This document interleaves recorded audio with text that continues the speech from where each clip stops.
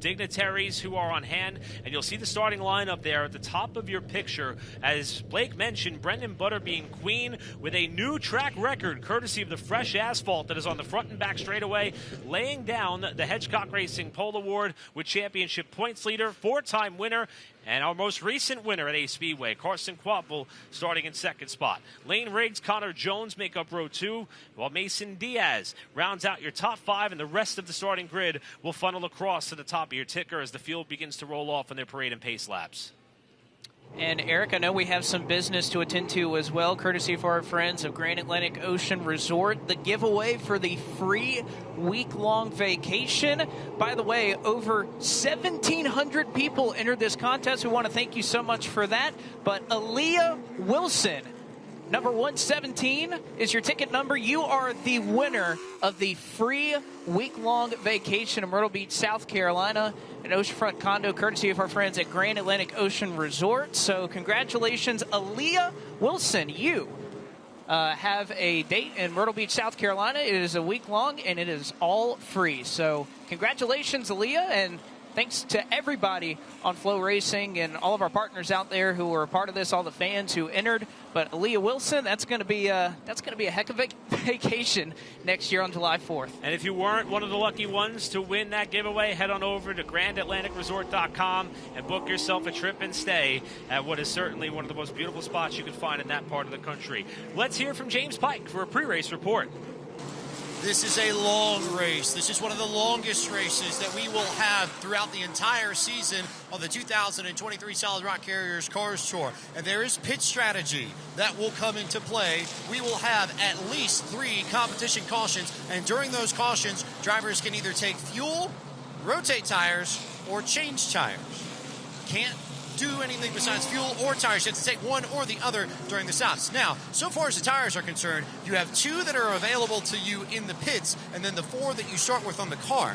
And you can change out as many as 2 during the race, but you can rotate whatever's on your car as much as you like. So we'll see these drivers swap tires at some point over the course of the evening, and when they swap and how they rotate the tires will likely play a very big factor into who goes into victory lane. You think 3 years ago, back to the old North State Nationals at Greenville-Pickens Speedway, Josh Berry used alternate strategy to make it happen and get to victory lane that was completely off cycle from everybody else. So watch strategy when the drivers come down pit road to change tires and get fuel. It will play very, very big into what may take place at the end of the evening.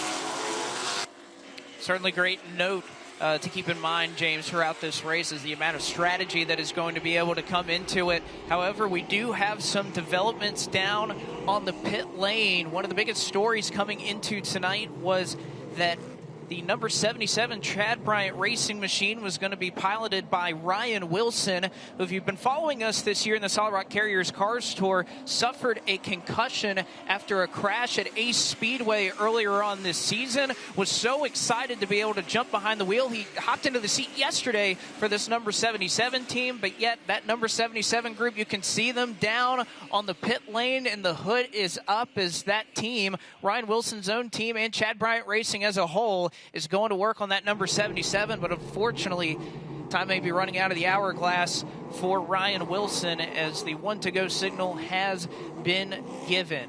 Brendan Butterbean Queen and Carson Quapple will make their way to the KRC Power Steering start zone. Who will win $30,000 tonight at Tri-County Speedway? We're about to find out as the Grand Atlantic Ocean Resort Old North State Nationals is underway. And already 3 wide, almost 4 wide as they work off of turn number 2. Diaz down to the bottom as he, Lane Riggs, into 62 goes side by side. Connor Jones nearly into the fence as they complete the first of 200 laps. Riggs trying to be the driver to surge forward in that middle lane. He clears Jones in the 44. Will take that spot. Diaz still down low. Huffman and Jones touch. Oh. Jones may have a problem. He bounces on the entry to turn 3. Tries to gather the car back in.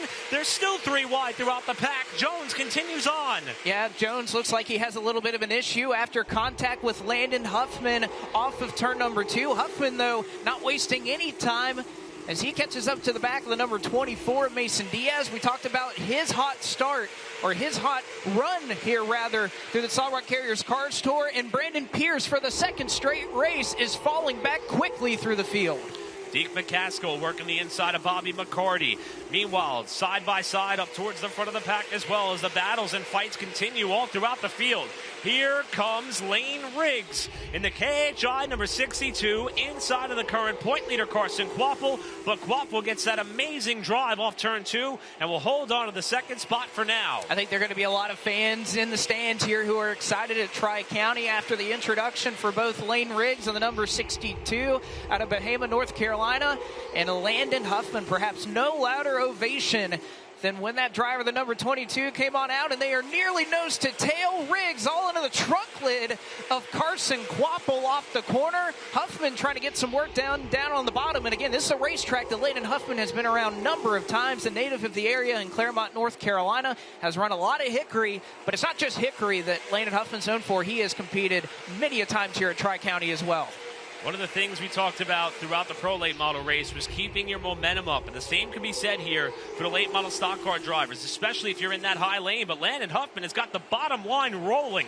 He is alongside Quapple in the 8 for second spot.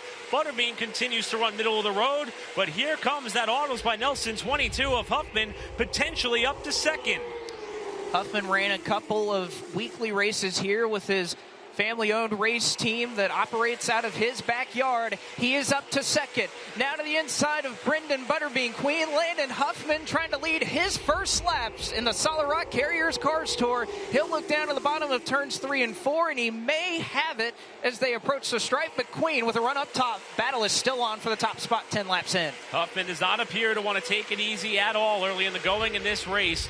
It has been no secret that this team has struggled for a little over a year's time. The change was made with Bobby McCarty departing from the organization that he won 3 Cars Tour titles with, en route for what he hoped would be better days in R&S race cars. Nelson Motorsports made a driver change of their own in the early portion of the season, and it has not taken long for things to start lining up for this team to perhaps get back to victory lane. He'll settle in the second spot with that of Huffman. Queen still leads. Here's Lane Riggs inside of Quapple for third. Update on the Ryan Wilson situation. He has scored 1 lap down, so all things considered, they were able to get that car rolling, and should a caution, the volt battery caution display, at least for now, he would be the recipient of the free pass. He's about half a straightaway in front of your race leader. Still great battling going on here for second. Carson Quapple, your points leader and defending series champion on the top side, next to Lane Riggs and the number 62. They hardly can't get closer than that, but it's been clean so far. So far is the key word, as we're way early in this one. Now look at Diaz trying to fill that void on the outside of Lane Riggs, trying to get a spot if at all possible. He's going to look to the middle maybe. Before they almost all come together. That was close there for Riggs. It was close there for Mason Diaz in the 24, who now has what would be or has been the preferred line here at Tri-County. And Lane Riggs, I think, going to check up and noticed that Ryan Millington is slowly starting to pounce and make up some ground behind him. And when you talk about family-owned race teams that could really use that 30,000, not sure if there's anybody up in the top 5 that could take advantage of that better right now than Ryan Millington in that 15 car, and how impressive they've been this year. As you mentioned earlier, Blake, he won one of the local shows here back on about 4th of July weekend. Firecracker 400. So an opportunity for Millington to back that up here on the Cars Tour scale as we see Diaz and Quapple continuing to tussle about for third place, with Quapple holding down that spot. Millington running the lower line, if you will, with laps continuing to click off here. A little further on back in the field on the right-hand side of your screen, you can see the 6 of Bobby McCarty, the 08 of Deke McCaskill. Again, is back with us after taking a short break after running the throwback 225 at Hickory Motor Speedway a couple of weeks ago. And even in the edge of your frame that you can see right there for the 6 of the 08, how about Daniel Webster coming in for Carroll Speed Shop? And boy, has he been impressive in a car in a late model stock that he hasn't necessarily run. Gave a very exuberant pre-race interview earlier with the on-track meet and greet that took place. Very happy to be here, happy for the opportunity. He has 3 prior super late model starts under the Cars Tour sanction banner. But right now, Webster is holding down the spot just there on the right side of your picture. Just ahead of him is the battle for 8th. While we're side by side, 2 rows deep up in the top 5. Diaz has another run on Quapple off at 2, but it's Quapple who gets the better drive off. You know, I was talking to Mason Diaz a little bit earlier today as he was going through the tech line and said, "How's your car?" He said, I don't know. and didn't seem to exude, oh, yeah, we have this incredible car. If anything, Chad Bryant Racing, both with that 24 and 77, they've had their hands full here between both of those cars this weekend. So it didn't sound overly confident, but then goes through qualifying. And I guess when it's your time, it's your time. And Mason Diaz, that Solid Rock Carriers machine, has just been lights out these last several races in the Solid Rock Carriers Cars Tour. Meanwhile, back behind them, that is still an incredible battle that is going on between the 15 of Ryan Millington, the 62 to Lane Riggs. And again, mentioning that smoke is not on the racetracks, folks. It's not from an engine. It's from the concession stand here at Tri-County. They've been cooking up a storm here at the racetrack. Connor Jones has done a great job rebounding from getting knocked around in the opening laps.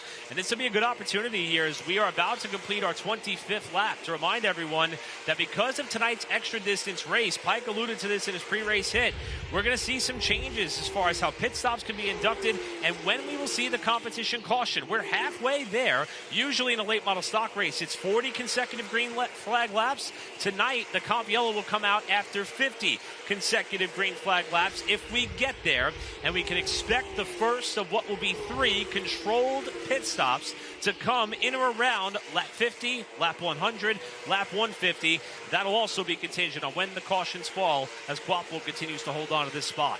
Now, these two drivers were talking to each other a lot down in the pit area a little bit earlier, so it'll be interesting to see how they size each other up right here. Diaz still trying to get the job done down on the bottom side of Carson Quappel. Meanwhile, back up front, you can see that gap has remained steady as Diaz looked to be sliding through turns 3 and 4.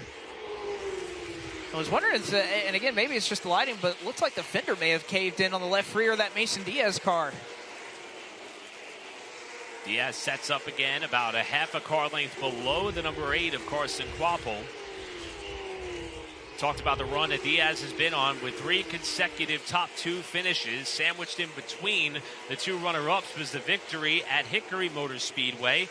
And they are starting to climb their way up in the championship point standings as a result of their solid efforts and good fortunes finally all coming together. He comes into this night 4th in the championship standings, still trying to climb his way up further forward as Diaz now looks down low on Carson Quappel, trying to take over that 3rd spot, which Carson has held for most of the early stint of this race. Well, again, the battle for 3rd commences. You can see a little bit further on up the road that already lap traffic is going to be a factor here at Tri-County, and especially here at Tri-County, how difficult it's going to be. You're going to have a race car that works not only on the top side but on the bottom as we see our race leaders starting to get into the traffic.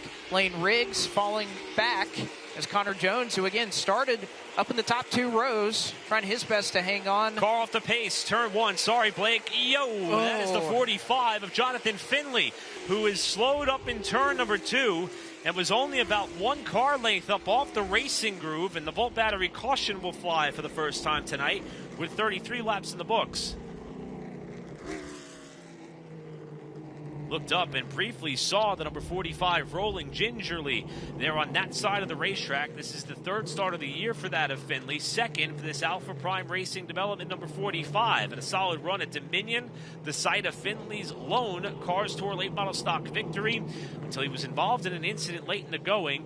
And it appears here it will be early in tonight's contest that he has some problems that may put him behind the wall. Well, again, kind of a repeat of what we saw with Cole Butcher a little bit earlier. Wouldn't be shocked if perhaps it is a flat tire on that number 45 car, but already we are quickly starting to see the rest of these teams as they have opened the pits up to these cars. Once again, see the 77 of Ryan Wilson, who I don't believe got the free pass out of that one. I'm not quite sure if he was scored on the same lap as the race leaders. We'll go back and make sure. But if he wasn't, I think Queen was able to get by just 1 car who had been falling a lap down. But nevertheless, we'll follow up on that. The 77 of Chad Bryant Racing with Ryan Wilson behind the wheel down in the pit lane, as well as the number 4 of Dylan Wilson, who now is down and away. Let's take this opportunity to mention that there are certain occasions tonight we may not see the pits open under a yellow. There's also occasions where we may see teams come down and make adjustments on their race car. But if the yellow is not ruled as one of the competition race breaks, they will not be allowed to add tires or fuel. So we'll keep you abreast as to how that unfolds. As we're going to step aside, we'll be back with more racing action here from Tri-County Speedway on Flow Racing.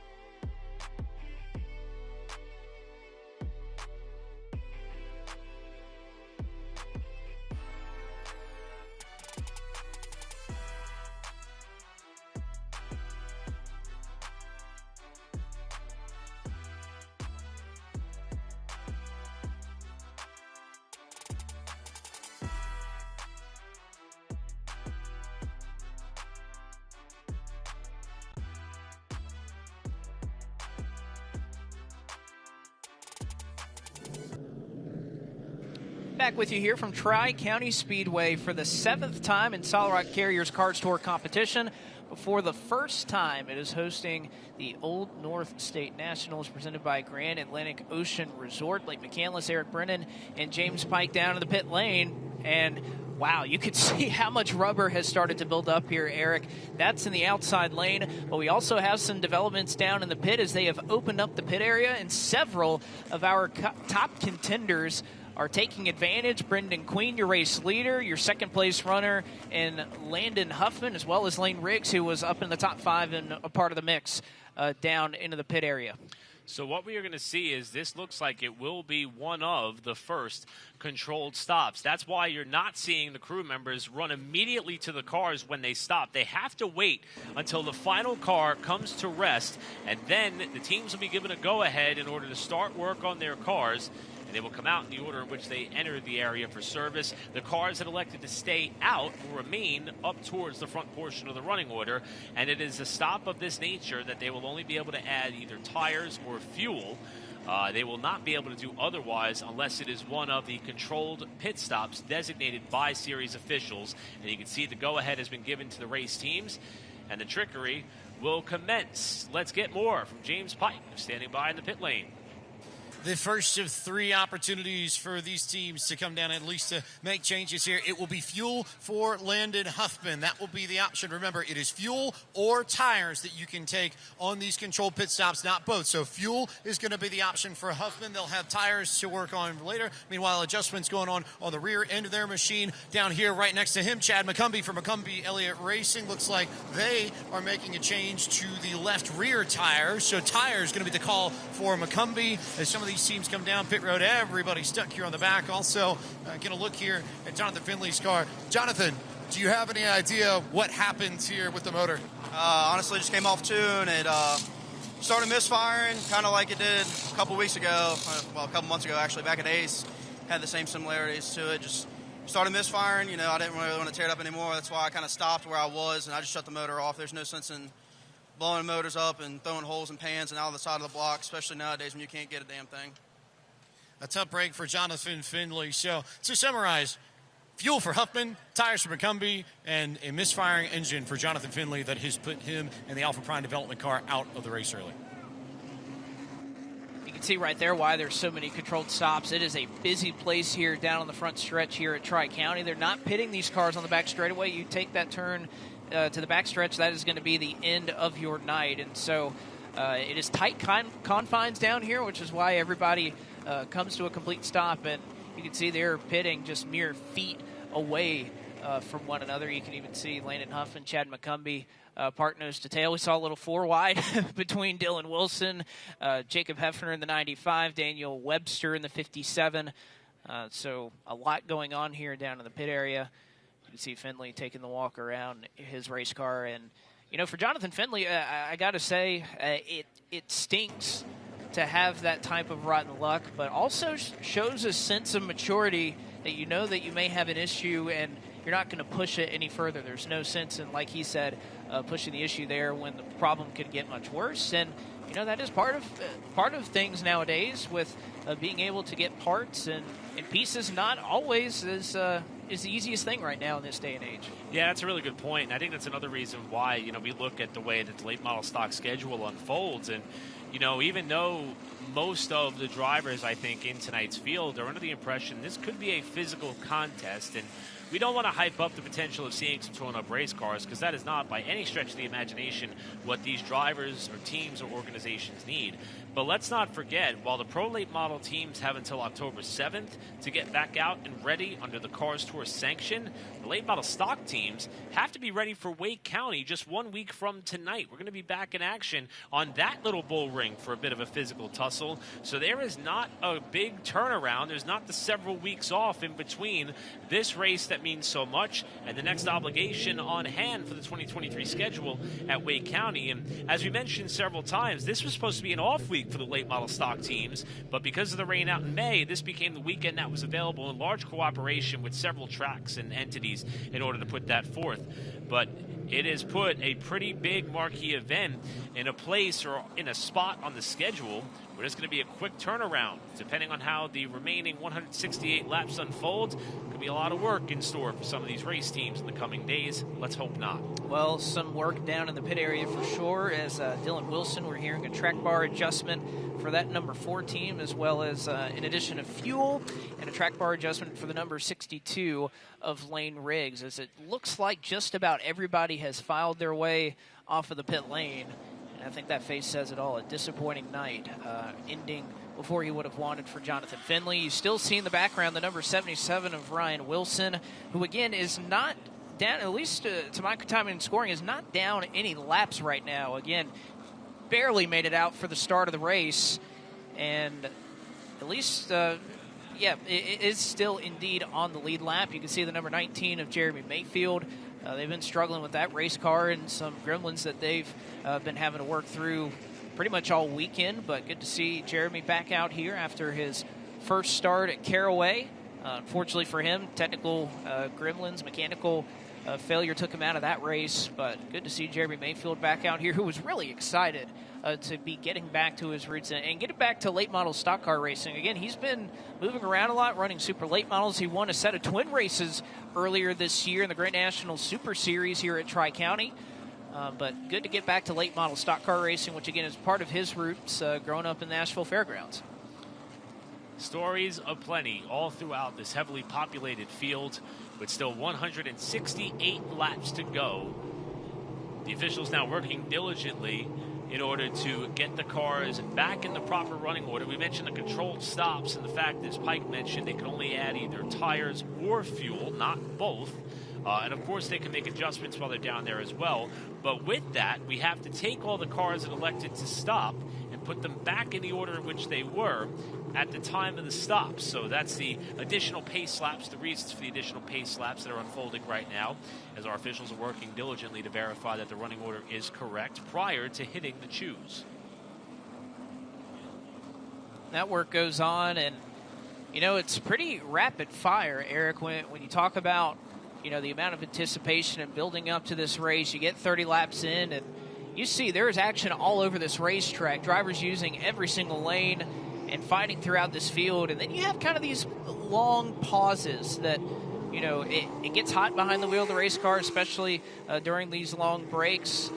You have to stay focused. Of course, you can see everybody's still trying to warm up their tires, making sure that they're good for the next restart. But mentally, these long pauses are a little bit different and not accustomed to what we're often seeing here in the car tour. Especially, it's one thing if it's a red flag. It's another thing when it's here under the volt battery caution, as you can see the choose taking place and how many cars elect to go to the top side. We'll see Dylan Ward goes down to the bottom. 3 cars in a row take the bottom. Interesting. We're also going to get to that point in this run where, since a lot of the drivers and teams had elected to stop, most of them chose to put fuel in or make adjustments on top of that. We didn't see anybody bolt on the fresh 2 tires they have in their arsenal. So the grip level is going to change as the run continues to transpire. So these cars may start handling a little bit more difficult, if I could say, or not be as easy to handle as they start to throw it off in the corner and gain position, if at all possible, with the laps continuing to roll by. You also got some names that are up there towards the front. Connor Jones had that big bit of contact on the opening lap. He's back up there to the outside of row 2 in the 44. Deke McCaskill, Bobby McCarty in that 3rd row.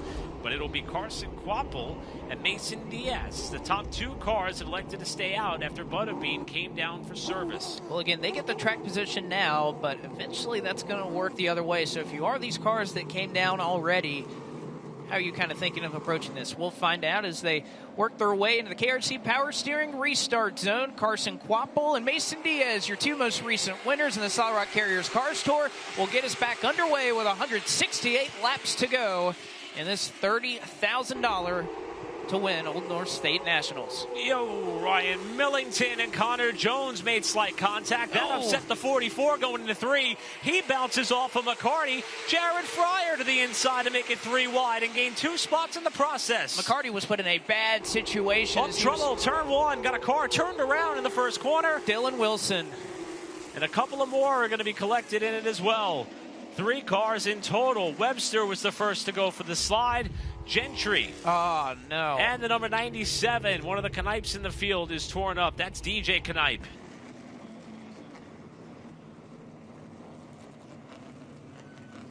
First car that I saw out of my peripheral here in the tower to go sideways was the number 57 of Daniel Webster. And I believe in the jam up and stack up behind him was when Dylan Wilson and Riley Gentry got turned. And I'm not sure where the front end damage came on DJ Knipe's car.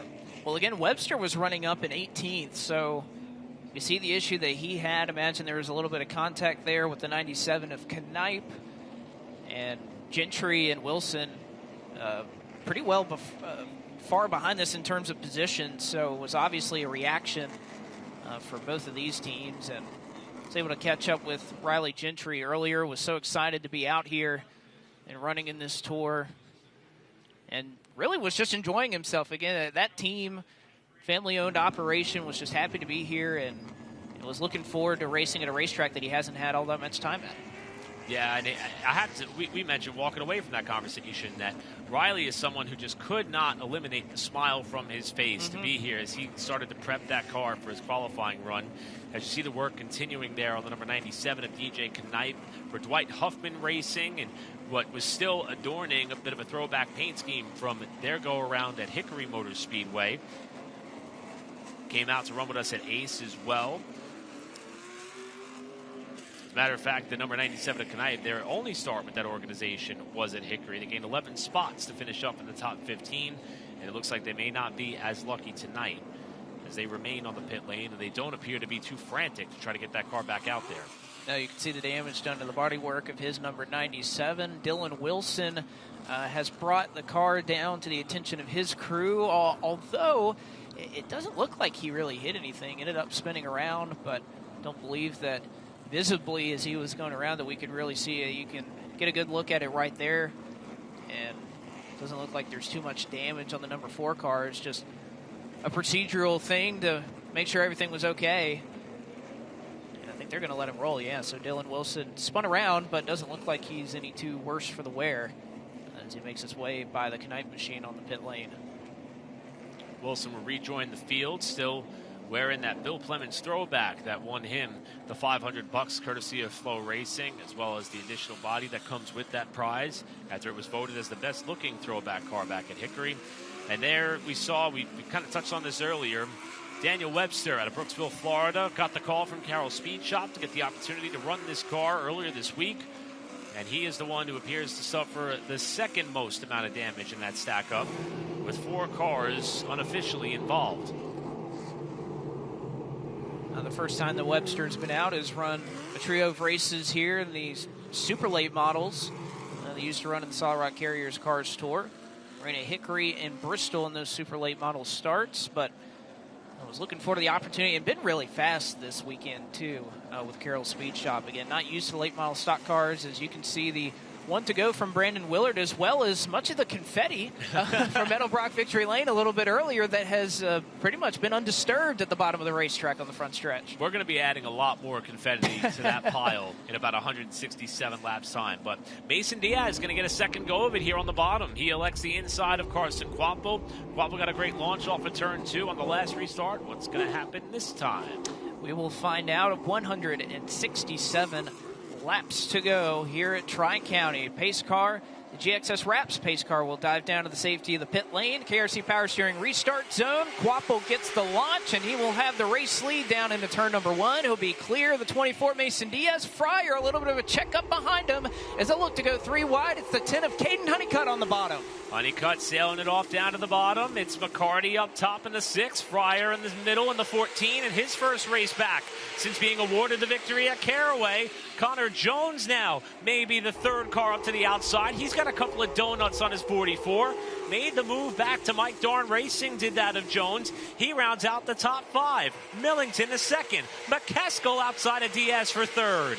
And McCaskill making his way up quickly there on the outside of Mason Diaz as they continue to somewhat funnel towards the top side of the racetrack. They were 2 and 3 wide and still are at certain points of the field, but Millington for now just clear of Mason Diaz. A little bit of contact. Millington loses his momentum and Diaz goes on by. I think we're starting to see what you have to do in order to make passes in critical moments here, and that means you may have to get physical and shoulder someone up out of the groove, as we now see Millington try to get back to the bottom.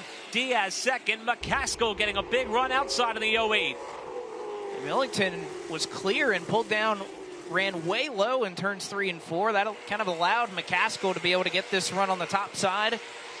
And Millington, clean racer, and Deke McCaskill, perhaps none better, more respected out here on the pit area, as he will go to the outside and try to get that 3rd spot from Ryan Millington. As you mentioned, Jared Fryer just a little further on back. He's trying to get that job done down on the bottom side as well. But McCaskill right now just not able to quite get by as Millington almost squeezed the 08 up into the fence. There just wasn't enough room to fit a car between the 24 and 08 for Millington to slide up there. Believe it or not, this has not been a great racetrack for Deke McCaskill.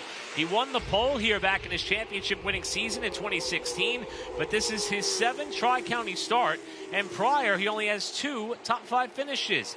Even though he is consistent enough to finish up in the top 10, this is a racetrack and a venue that has eluded him so far. He won our season opener at Southern National Motorsports Park. What it would mean for his race team to end up in Meadowbrook Victory Lane tonight, and he's trying to put himself in a prime position, currently running in the 4th spot.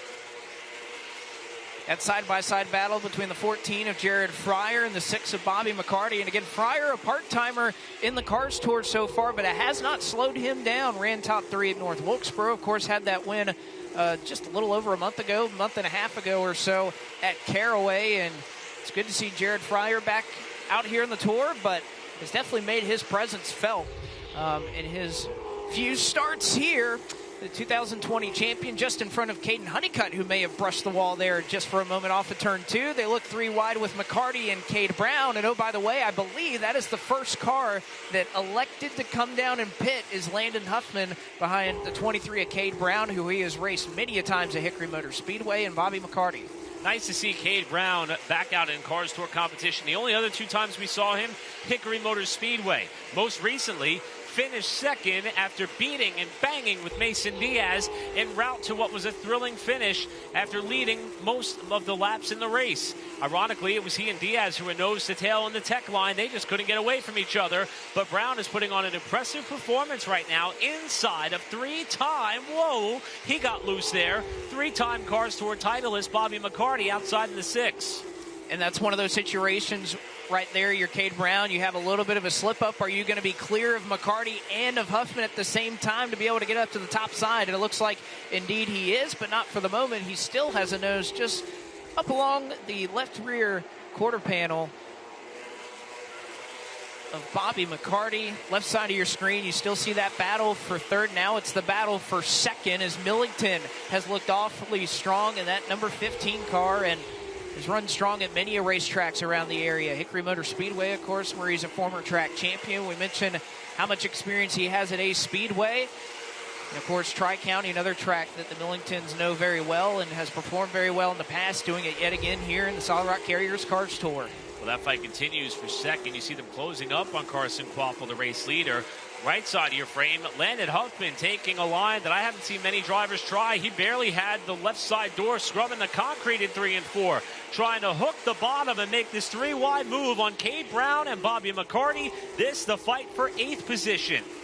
This was a line. I was watching some footage of Landon Huffman's YouTube channel when he was running here at Tri-County a little bit earlier on this week, and he was willing to go down a little bit lower, I think, in that onboard that we saw than just about anybody else. Was really comfortable getting right around that concrete wall here at Tri-County. So it's likely not going to make many moves, especially when you're looking 3 wide. There's just so much momentum there on the top side, but it's certainly a nice route to go to kind of diverge away from that battle. But he may have his hands full of our initial race leader and Hitchcock Racing Pole Award winner in Brendan Butterbean Queen. Queen, who did elect to stop on that initial caution, as Blake mentioned, also trying to work his way back further forward as he is 1 spot shy of the top 10. This is 8th, 9th, 10th, and 11th, respectively. Brown now clear to the door and into the door of Bobby McCarty in this fight for 8th, with Huffman looking low 3 wide on the front stretch. They bounce off each other again. And Cade Brown, boy, as he had some battles here in the Cars Tour. You can remember the end of the race at Hickory Motor Speedway as he and Mason Diaz did a little bit of that right there. As he slides up, here comes Landon Huffman on the bottom side trying to make it 3 wide. He'll have Cade Brown at the stripe. He'll be stuck there on the bottom, but at least for now has 9th. He may be clear up to the top. Let's see if Robert Huffman will clear him up.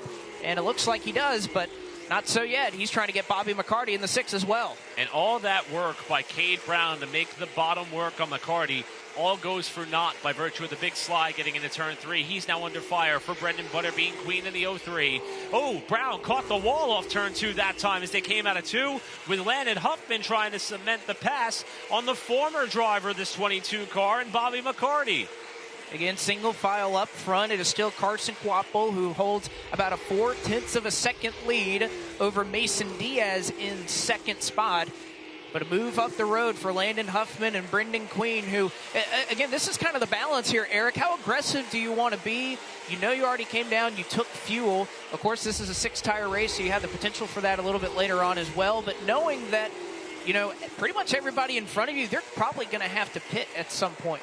So how aggressive do you try to pass them and make up these positions? That's a really good point, because again, it's only 2 tires that are in the pit area to help these teams, so there could be a price to pay by running too hard at this juncture of the race. Of course, those fresh Hoosiers are going to mean a lot later on, but nevertheless, you may not be guaranteed to hit the reset button when you elect to put those tires on, so you could pay a penalty in terms of how hard you run right now.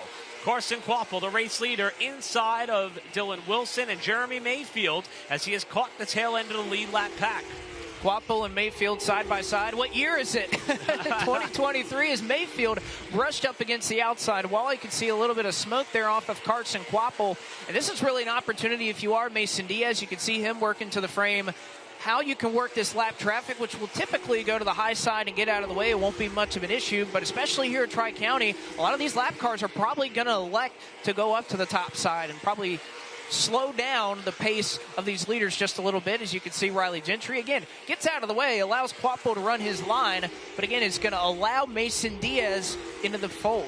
And these drivers who are falling off of the lead lap, they want to keep digging in case an opportunity presents itself to catch a caution and get the free pass. That's available to these drivers who've got a car off the pace. Turn 1. That is Dexter Knipe Jr., who is spewing sparks out from behind his 3D Motorsports number 5, and he has come to a spot in nearly the identical spot that we saw the number 45 of Jonathan Finley a couple of cautions ago. Cole Butcher in the Pro Late Models, Jonathan Finley, as you mentioned, the former Hickory Motor Speedway track champion from 2016. And Dexter Knipe Jr. has parked it along the wall here at the top side of turn 2, about a 30, just shy of 40 lap run. Will put us under the Volt Battery caution yet again here in the Grand Atlantic Ocean Resort, Old North State Nationals. Looks like Knipe's going to be or is just waiting to try and get that car rolling. Don't think he'll need a little bit of help to do so. But I know we saw the shot from our camera a little bit earlier. You can see it even from this shot as well. Look how much rubber is building up on the top side, and how thin that line is. Again, this track is going to continue to widen out as we continue to go on through the night. But when we talked about the Pro Late race, especially here in the late model stock race, if you just step over to where all that dust, all that rubber is built up, it's going to be a quick trip into the outside wall. And luckily we haven't seen that at this point yet. It's almost like... I don't want to call it a perfect storm, but it's almost like you're going to up the intensity, you're going to up the lack of traction up out of the groove. I think we're culminating to quite the exciting finish here. Let's hear from James Pike. James, what do you got for us? Just keeping track of a few things over that last green flag run. We had a good look at that battle between Cade Brown and Bobby McCarty and Landon Huffman. I thought it was very intriguing that during that, McCarty and Brown had tons of spotter chatter, but Huffman, it was dead quiet on his channel. They were just letting him go to work. I think that's a sign of just how strong he feels his car is. Meanwhile, hearing that Carson Quapo, your race leader, might be a little bit tight, but something that isn't necessarily unmanageable. He'd like it to be a little bit freer, so maybe a track bar adjustment coming on the next time they come down pit road. Thank you, James, and again, good to hear the handling condition of many of these cars. And, you know, that was kind of the typical, and, you know, it's not too shocking when you think about the repave here at this racetrack, the amount of grip that it has. The cars are going to tend pretty tight here, especially as we cool down. This track continues to cool down in temperature, and the speeds continue to go up. That's certainly going to be the case, and that was a pretty common thing down there in the pit area, was how tight a lot of these drivers felt the handling of their cars were. And one thing that we've heard from several teams is we see a couple of organizations taking the opportunity to come down here to make adjustments on their cars. It doesn't appear this is going to be deemed as one of the controlled stops, as we still have 137 laps to go. We mentioned that the perfect opportunity was going to be around lap 50, around lap 100, but the final chance may be in or around lap 150. But teams are offered the chance to come down here to make some repairs if necessary, but this is not going to be an opportunity to add fuel or bolt on tires. But you see the transition in the surface at the end of the backstretch, right about where Cade Brown is crossing over just there. You see the different coloration between the backstretch and turn 3.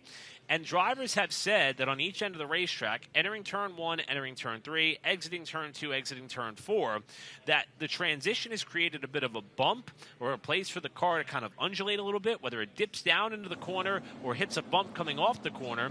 And that's creating a bit of a problem with some of these chassis bottoming out a little bit and upsetting these cars to a point where it's really hard to hone in on what the right scenario is in order to have the best handling race car here. It's a tough challenge, but a unique challenge and a very unique and fun racetrack. Most drivers say they love driving here. Racing here right now, though, could be a bit tough in terms of the physical nature it takes in order to make moves and get through the field. Well, again, this racetrack has gone through so many alterations with repaving on one end of the racetrack, then repaving on the other end, and now pretty much the entire racetrack, albeit at slightly different times, has gone through that repave. But we will be right back with the Grand Atlantic Ocean Resort Old North State Nationals live here on Flow Racing.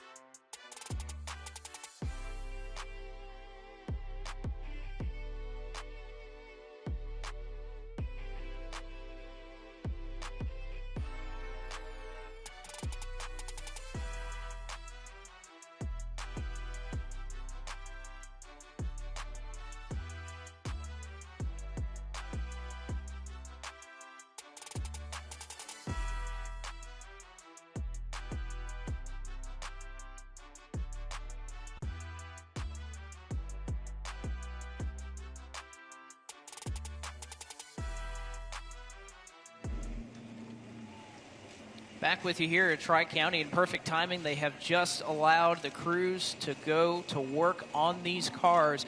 Only one car on the lead lap has stayed out. It is the 95 of Jacob Hefner. Meanwhile, the rest of the field down in the pit area and doing some work on these race cars.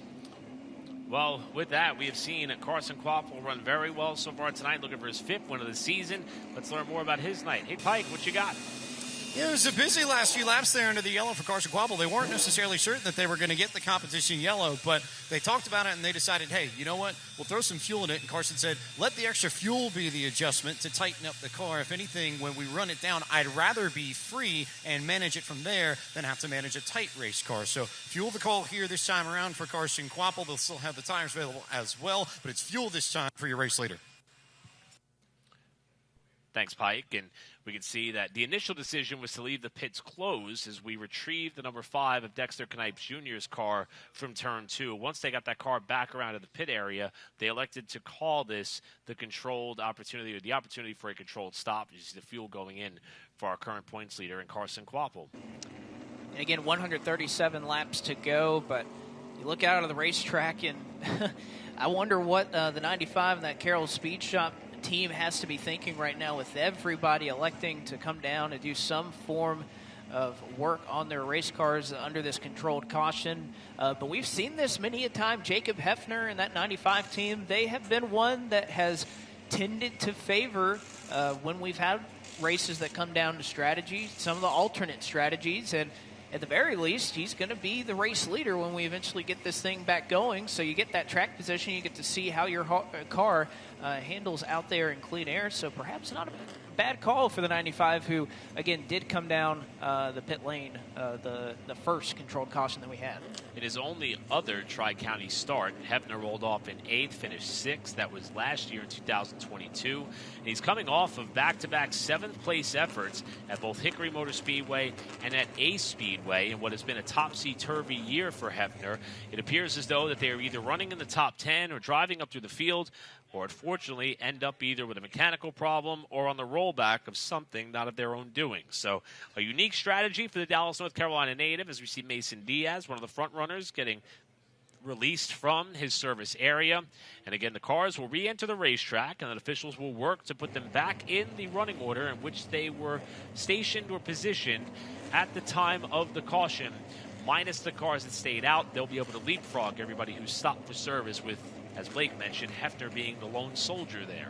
Well, I think it was interesting when earlier we were listening to Daniel Webster, who again is running with the Carroll Speed Shop this week, and kind of mentioned about Jacob, you know, his ability to drive through the field. And I did some digging. In his Solid Rock Carriers Cars Tour career, which has spanned 31 races thus far, in 25 of those races, Jacob Hefner has finished ahead of where he started the race. And of those 6 races that he didn't, 4 of them were because of mechanical failure or an engine problem, a crash, a DNF, essentially. So Jacob Hefner, we know, is somebody that races about as well as anybody does in the Tour, with how difficult it is to make your way up the running order, how difficult it is to pass. You can see right there Carson Quapple having to get some help from the team to get that number 8 car fired off.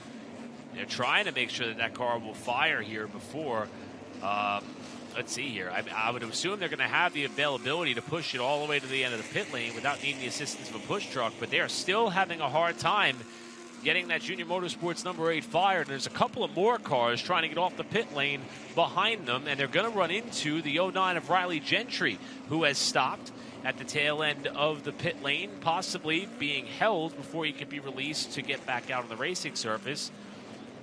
But that 8 car might need a push truck to get back going. You see, the crew doesn't know what much more they can do right now. Yeah, you can even see Chad Bryant Racing, a team member, helping and pushing that number 8 Junior Motorsports car. Riley Gentry's on the inside. You can see the damage, so they're holding him. Perhaps that may be the path out, but you're exactly right, was kind of holding up a line of cars. He couldn't make the hard left-hand turn kind of to the backstretch pit to try and help that car get fired because that would essentially spell the end. James, do you have more on what's going on? Yeah, Carson Quapple just radioed into his team, and he said there's barely any power on the gauges. Get an alternator ready, so maybe something electrical for the car that has dominated this race up to this point. Potential electrical issues for Carson Quapple. electrical issues, and I know we talked about $30,000 to win, Eric, and how important that was. We'll see if Carson Kvapil can refire, but if not, major championship implications in terms of the points coming into tonight if Carson Kvapil is indeed experiencing a technical gremlin, and, well, there he is. He's able to get it refired. The question is now, what is the status or health of that car? Is he going to bring it back to the pit area to the attention of his team, or is he going to give it a go? Well, he's up alongside of Diaz. That's how they were running at the time of the caution, so this is where he would line up ahead of that 24 car should they come back down.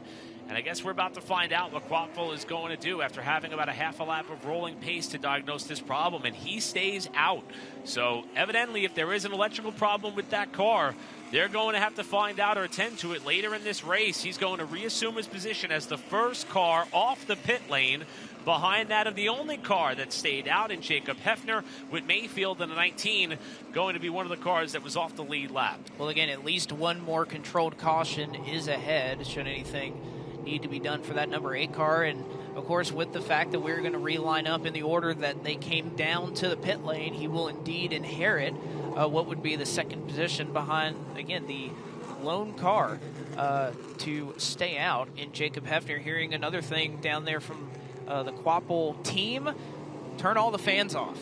So trying to do everything they can to minimize this issue.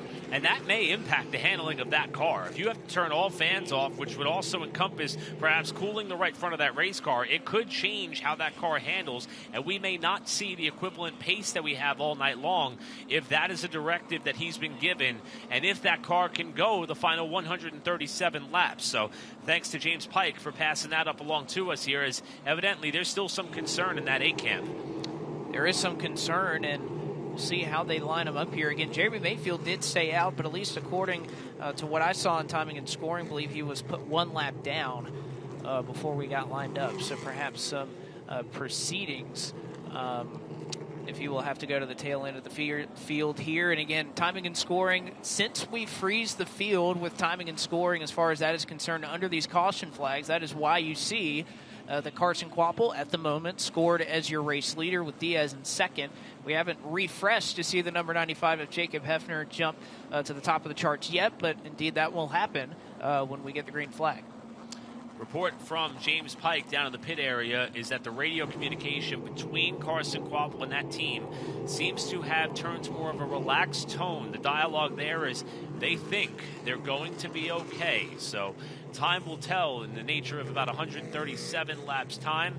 Kvapil is going to reassume his position up as the first car at the time of the yellow, ahead of Mason Diaz and Ryan Millington. But again, Jacob Hefner was the one that elected to stay out. And it'll be interesting to see what kind of pace Hefner has in that Carroll Speed Shop number 95. He's going to be in and around cars that he really hasn't raced against all night long, but he has several times all season long. And finished 6th in his lone Cars Tour start here at Tri-County last year. And I believe we are hearing a call over the radio that perhaps a penalty has been assessed to Brendan Queen, the 03 car. And you can see, I'm sure, a little bit of debate going on, and he's trying to hold his spot, but hearing that there may be a black flag for the 03. The report that we're getting is that when this controlled stop is scheduled to take place, drivers are given a certain amount of time to conduct the work that is to be done, whether it be adjustments, either a tire change or add fuel. Evidently, the 03 team of the Lead Podium Performance entry of Brendan Butterbean Queen, another one, if not the only other championship contender right now, evidently did not get off the pit lane in time to meet the requirements that were announced in the drivers' meeting. And thus, the reports and chatter over the radio is that he may be assessed a penalty. And I believe that Queen and his camp are doing all they can to contest that ruling. I think you can see Cade Brown, Minnie Tyrell, Connor Jones may have been tagged with the same thing as well, as they both go to the tail end of the field. And he'll slot himself right in line behind Bobby McCarty. So we will see what timing and scoring says and where the teams feel like they should shake up, and whether this penalty would stand or if it's being given out. But certainly some discussion from Lead Podium Performance camp over the radio as we try to sort things out as far as timing and scoring is concerned. Up front, though, no doubt about it, it is Jacob Hefner, your race leader. Carson Quapple, the number 8 for Junior Motorsports, in second. Mason Diaz will restart third. Ryan Millington in the number 15 will go from fourth, and Deke McCaskill is scored in the 5th position. Caden Honeycutt, Landon Huffman, Jared Fryer. And again, that's where the discussion is going on, just behind with Brendan Queen, although you can see he's starting to drop back to the tail end of the field, and a lot of disagreements happening as a result of it. You can see the Brendan Queen shirt right there. They are obviously not happy about it. And how about the wave of emotion that we've all just experienced here over the last couple of caution laps? We thought the A car of Carson Quapple was having electrical issues, and maybe that would impact the championship. Now the driver who is within reach, 24 points coming into the night, prior to him winning the Hedgecock Racing Pole Award, now he's got to get drop kicked to the tail end of the field. The good news is there's still more than half of this race to go, plus another controlled stop where we believe everybody's going to be bolting on those 2 Hoosier tires they have in the bank. But this is not the setback that Butterbean needed. We mentioned that Carson Quapple has finished in the top 10 in every race so far this season. So has Butterbean. Quapple's just been a tick better in more of the races, thus the advantage in the championship standings. Also won a couple more races than that of Butterbean. But we'll see what happens here, as he may be ready to put on a show for all those who have come out to Tri-County. If he wants to win the $30,000, he's going to have to do just a little bit more work behind the cockpit and steering wheel of that race car. That indeed he has. And you can see further up the road, that is Brandon Pierce, who again got us started here for Lee Pulliam Performance. Both of those cars are now being lined up towards the tail end of the field. And what a struggle it has been for Brandon Pierce, who has quickly lost several positions at the beginning of the race. And much like what he had at Ace, again, back at Ace, there was some contact on the opening lap that knocked the toe out on the left front tire, 5 inches, that ended up putting him towards the tail end of the field. But fortunately for Brandon Pierce, who we're rooting for to have one of those true come-together results here in the Solid Rock Carriers Car Store, unfortunately just not having it right now. Also saw there for a moment Andrew Grady, who was allowed to make some pace laps with the Pro Late model field after experiencing some engine issues. He did not go out for qualifying, but luckily he and that Mike Darn Racing team able to field that car out onto the racetrack by the time we got going here for the late model stocks. So the choose has been made. We finally get the 1-to-go signal here from Brandon Willard with 137 laps to go. I'm very, very surprised that the 95 elected and he took the bottom. I'm shocked at that decision by that team. Perhaps there's some fear that maybe the other cars will be coming, even though nobody's bolted on tires yet. I don't know. We'll see how this all pans out. Well, Jacob Hefner, your leader in the KRC Power Steering Restart Zone for the first time. The leader will elect to take the bottom here with 137 laps to go for $30,000. It'll be Quapple who just gets Hefner at the stripe as we are back underway at Tri-County. Hefner slides up off the bottom. He's in the middle of a 3-wide sandwich. Diaz outside. Millington inside. Hefner in the middle in the 95. In tow, the 10 of Caden Honeycutt, while Deke McCaskill goes up to the top side. 3 wide for third, still in turn 1. Jared Fryer also making the same move up top as they now look 4 wide off of turn 2. Fryer, Hefner, Millington, and Caden Honeycutt there in the 10 car elected better of it, but already the gloves have come off here at Tri-County.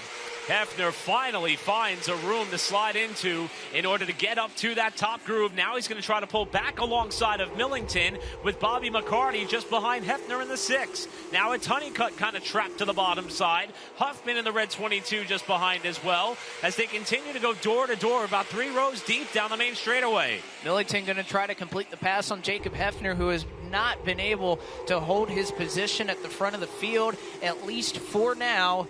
With 134 laps remaining, going to fall back outside of the top 5. Millington able to complete that pass. It is Honeycutt McCarty side by side looking to get by the ailing 95 car. And again, one of the first cars that we saw pit under that first controlled caution, still running up in the top 10, and Landon Huffman as they look 3 wide behind them. And now Hefner almost in the middle, 3 wide.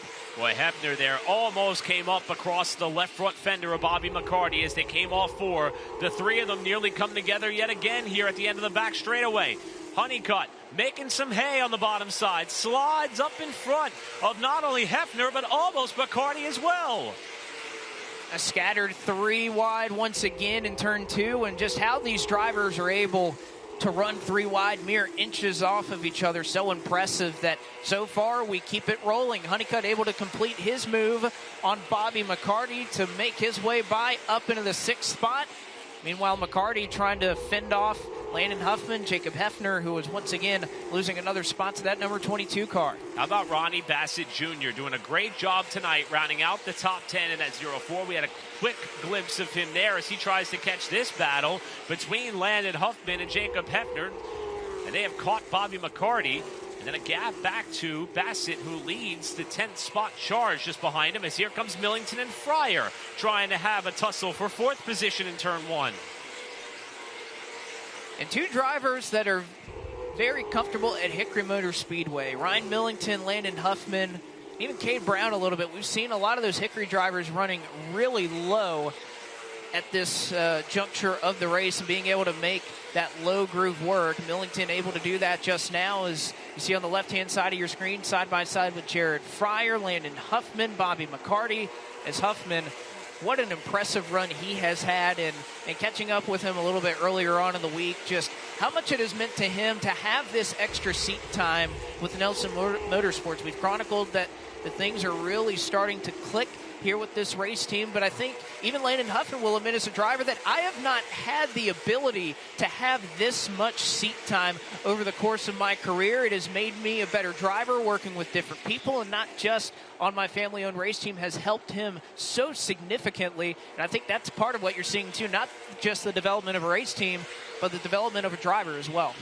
And how about Deke McCaskill? At the beginning of the season, he announced his intention was to run the full year, if at all possible. He cited work commitments and family commitments as possible variables that would take away the opportunity to chase another late model stock championship under the Cars Tour banner. He won the season opener at Southern National, but a handful of races in, he just wasn't able to get the team together to commit to the full slate.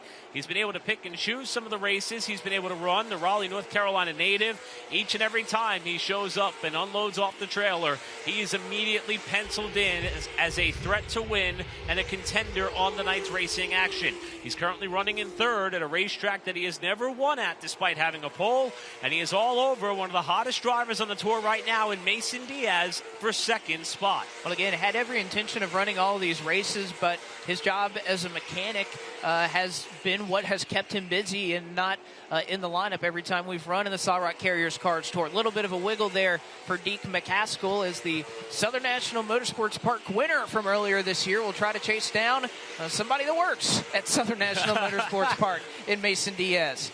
Huffman looks like he lost a handful of spots there.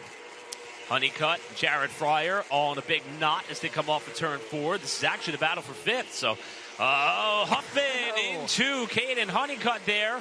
They both survived the contact. Huffman still trying to wrap the bottom better than anybody else we've seen so far tonight.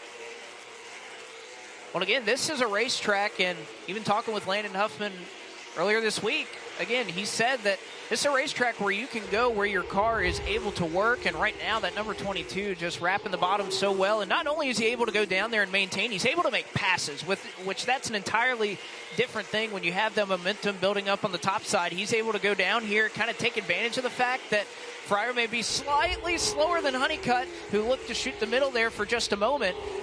But this is the utilization here at Tri-County of being able to have a car that can make those moves on the bottom. If you don't, you're kind of stuck in line and you're hoping the driver in front of you makes a mistake. If you're able to roll the bottom, the entire racetrack opens up to where passing becomes so much easier. Huffman sails it off into turn 3. We're not going to see the slide job here at the end of the backstretch, but he's going to take that spot away from Fryer as he tries to keep the fender outside in 1 and 2, while the battle for the lead on the left side of your frame starts to tighten up. Quapple is beginning to catch the tail end of the field, and Mason Diaz has decided 14 laps shy of halfway. It's time to turn up the heat. That he has, and again, the last couple of laps, Mason Diaz, give or take a tenth or so that he has had over the number 8 of Carson Quapple, and this has been before, as it was last time, that they got into lap traffic. So we'll see if Quapple can try and hold off there on the top side. And even Mason Diaz, he's not looking to pass anybody. He's running down there on the bottom. So I think many of these teams, these spotters, starting to communicate that, hey, there's some drivers that are making the bottom work. And that's not something, talking to any of these guys, that they expected at any point tonight. We knew that Tri-County was a place where you could run multiple grooves, but it's been all day. Everybody's like, oh yeah, it's going to end up on the top. You have to be able to run the top. Look at the work that Mason Diaz is able to do, catching Carson Quapple now within a car length by running the bottom, and now Quapple will do the same thing. Yeah, he doesn't have the opportunity to look at the race trace data inside the cockpit of the race car, but his spotter is certainly telling him, hey, Mason is gaining ground on you running the lower line.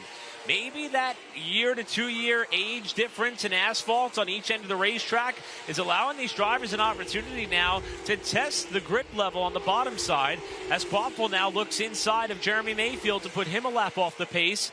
Just up the road is that of Riley Gentry, who was involved in one of the earlier cautions, with Diaz continuing to try to gain some ground on the inside as well. Very dynamic racetrack here at Tri-County tonight. Mason Diaz going to make the move by Jeremy Mayfield, who had a little bit of a bobble there off of turn 2. It'll be Riley Gentry, who was just up the road, but I think certainly can say that those two drivers are the strongest we've had in the field. But speaking of a strong run, Brendan Queen put at the tail end of the field. He just passed Jared Fryer for 7th within 30 laps. That is remarkable.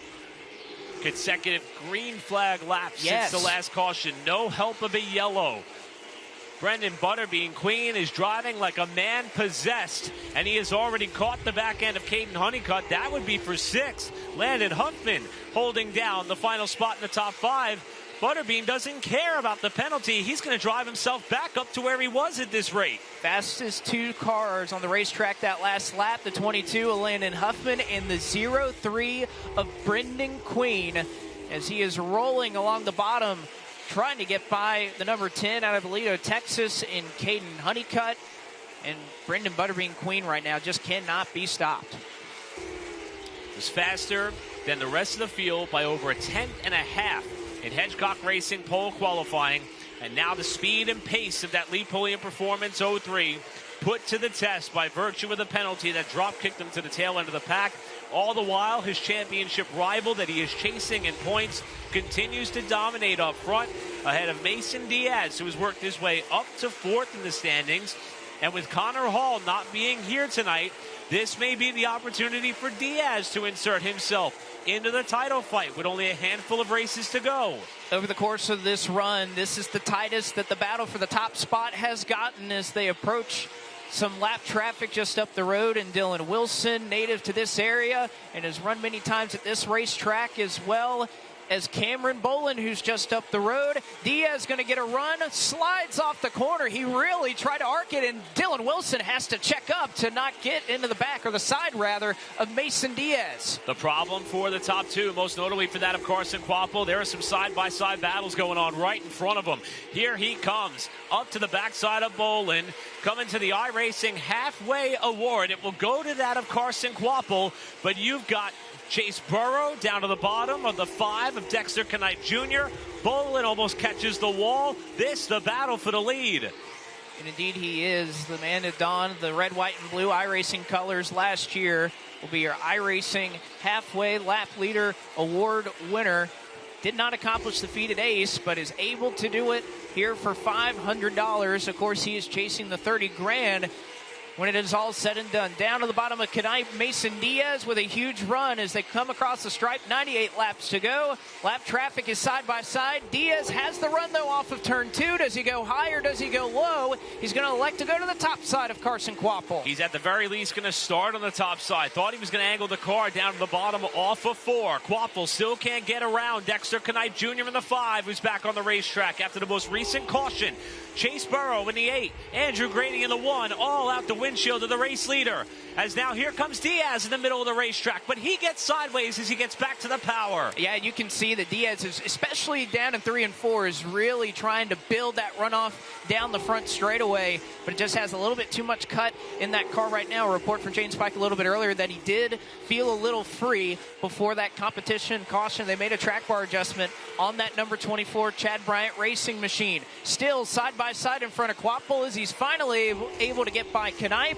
Now he has Chase Burrows up the road, Andrew Grady, who also goes side by side in front of your race leader. Burrow, as we reported earlier, was involved in a practice crash yesterday. Went to the Chad Bryant Race Shop. That's the team owner for the number 24, Mason Diaz. They helped repair that 8 car and get him back out here in competition. Now there's this side-by-side battle amongst lap cars ahead of Quapple, the race leader, with Diaz getting a big drive off 4. And again, Diaz, I think, is just looking for an opening somewhere to go that is not the same lane as Carson Quapple. He's going to elect to go high once again. He'll back off entry, try to cut down, but there is no room, or perhaps he'll make it as he looks down to the inside of Quapple for the race lead. He'll back out of it. They nearly touch as Quapple still has his hands full of Andrew Grady. Now they're going to go 3 wide as Diaz looks to the bottom of Carson Quapple, scrapes the inside wall, up into Carson Quapple. Change for the race lead. 5 laps into the competition caution,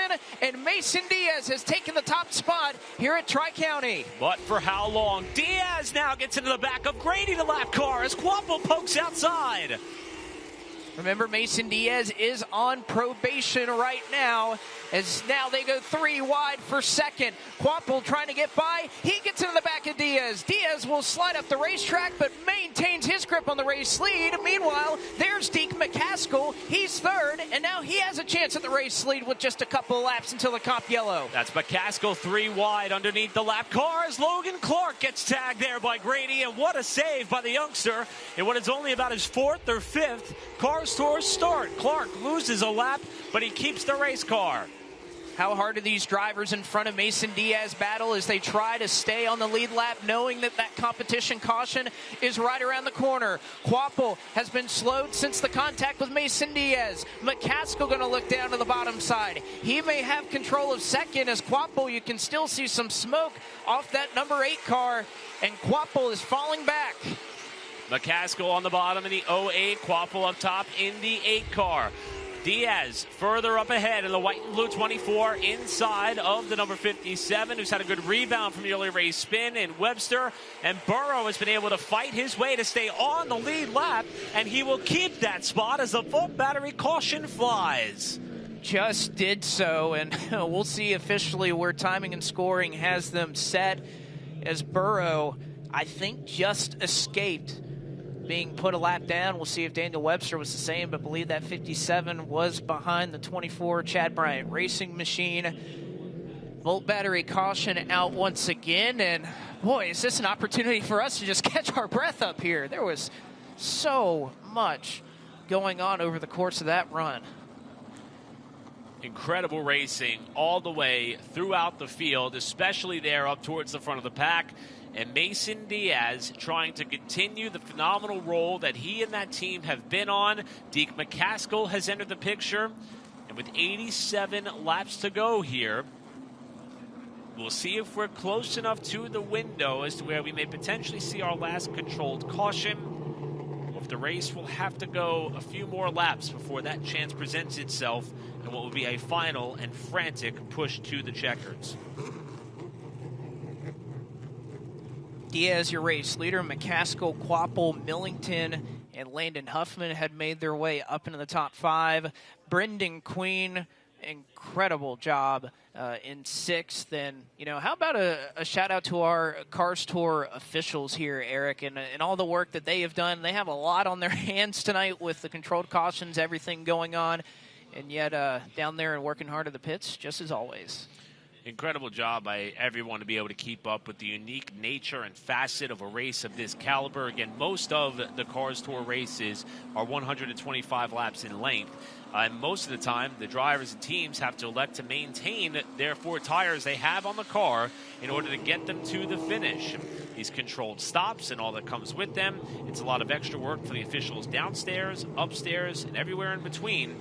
So far, they've done a tremendous job being able to put themselves in position for what will be some of the most crucial points of this race. 87 laps to go. One more controlled stop on the horizon, as we are not that far away from giving out a $30,000 check here at Tri-County. We'll be back for more on Flow Racing.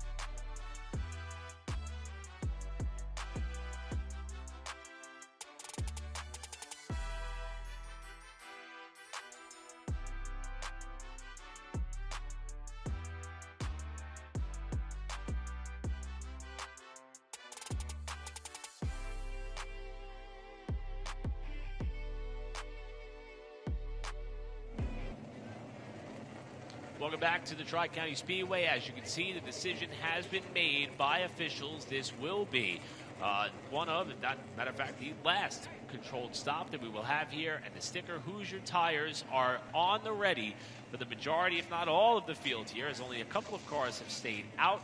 With that, we are going to get an update from our new race leader, Mason Diaz. James Pike is standing by in the Diaz pit area.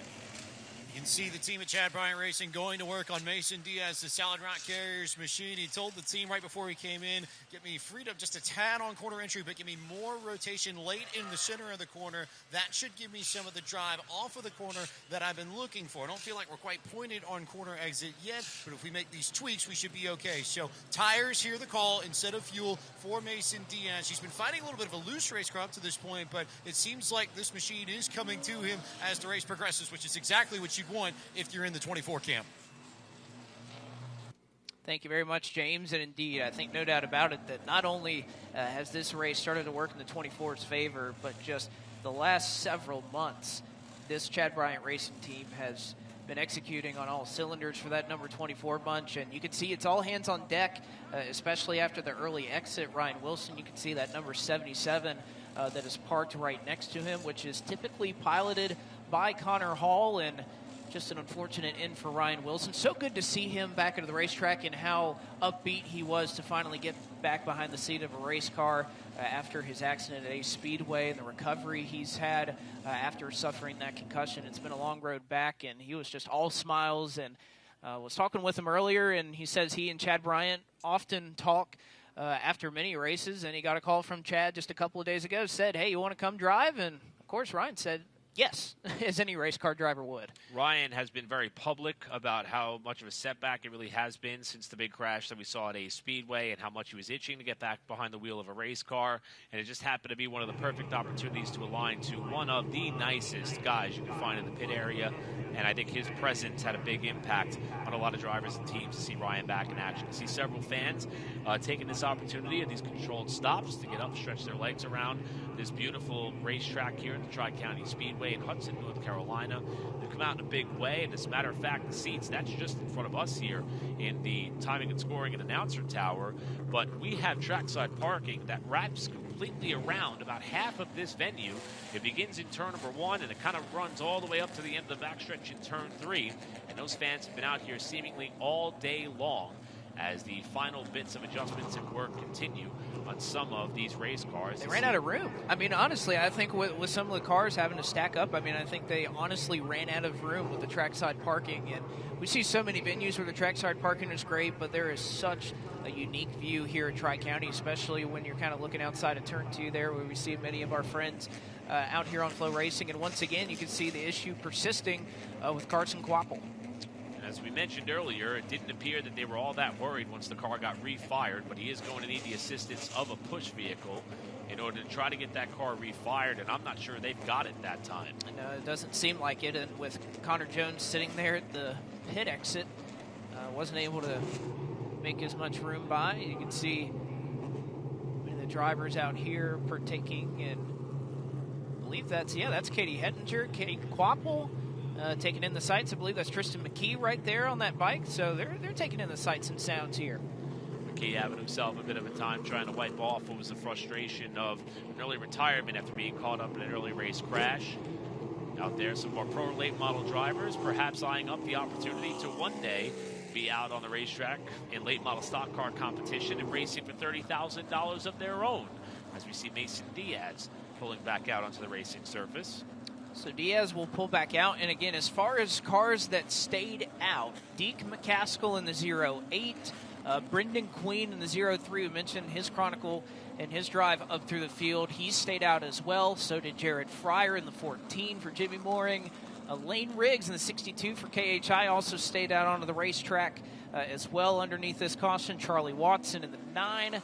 And I believe that is about, and no, one more, the number 2 of Brandon Pierce also elected to stay out under this latest caution. Many of the cars have been released, but not all of them. We still have Minnie Tyrell, the number 81, sitting on the pit lane. And, of course, you have Carson Quapple, who is looking to get that car fired back up, but we'll need the push truck to assist in that. Tyrell, former winner here at Tri-County Speedway. Now looking for the opportunity to try to get back out on the racetrack here within the allotted amount of time that is given to all the race teams. He just dropped the jack on that car, and he is down and away. All the while, the push truck has just gotten to the back bumper of the number 8 of Carson Quapple to give it another attempt to bump start that car on the backstretch. And at this point, we've yet to see that 8-car fire. I'm sure that the race team right now is collectively holding their breath, hoping that it does in fact go, and there it is. It has been on the back straightaway both times that number 8 has finally come to life, as he's able to do just that. Hearing it was a flat left rear tire on the number 81 of Vinny Tyrell, and unfortunately, well, he may need to get fired again, as he was slowed his pace, and yeah, that's concerning. That's very concerning. This may be a different set of circumstances here. Let's see if they're going to continue to push this car around the racetrack. And it wasn't much more assistance that 8-car needed. Now the question is, will it continue to run? Quapple is going to try to pull back up to the running position that he had at the time of the controlled stop. This team has had a couple of scares tonight so far, despite having a very fast race car, with the exception being the latter portion of that stint when Mason Diaz got up to and passed the 8-car for the race lead at the time. See the damage on the right front of Brandon Pierce, just ahead of both Quapple and Mason Diaz. But, you know, we saw that Diaz was getting a little, was definitely getting racy up there at the front with Carson Quapple. A little bit of contact made between the two.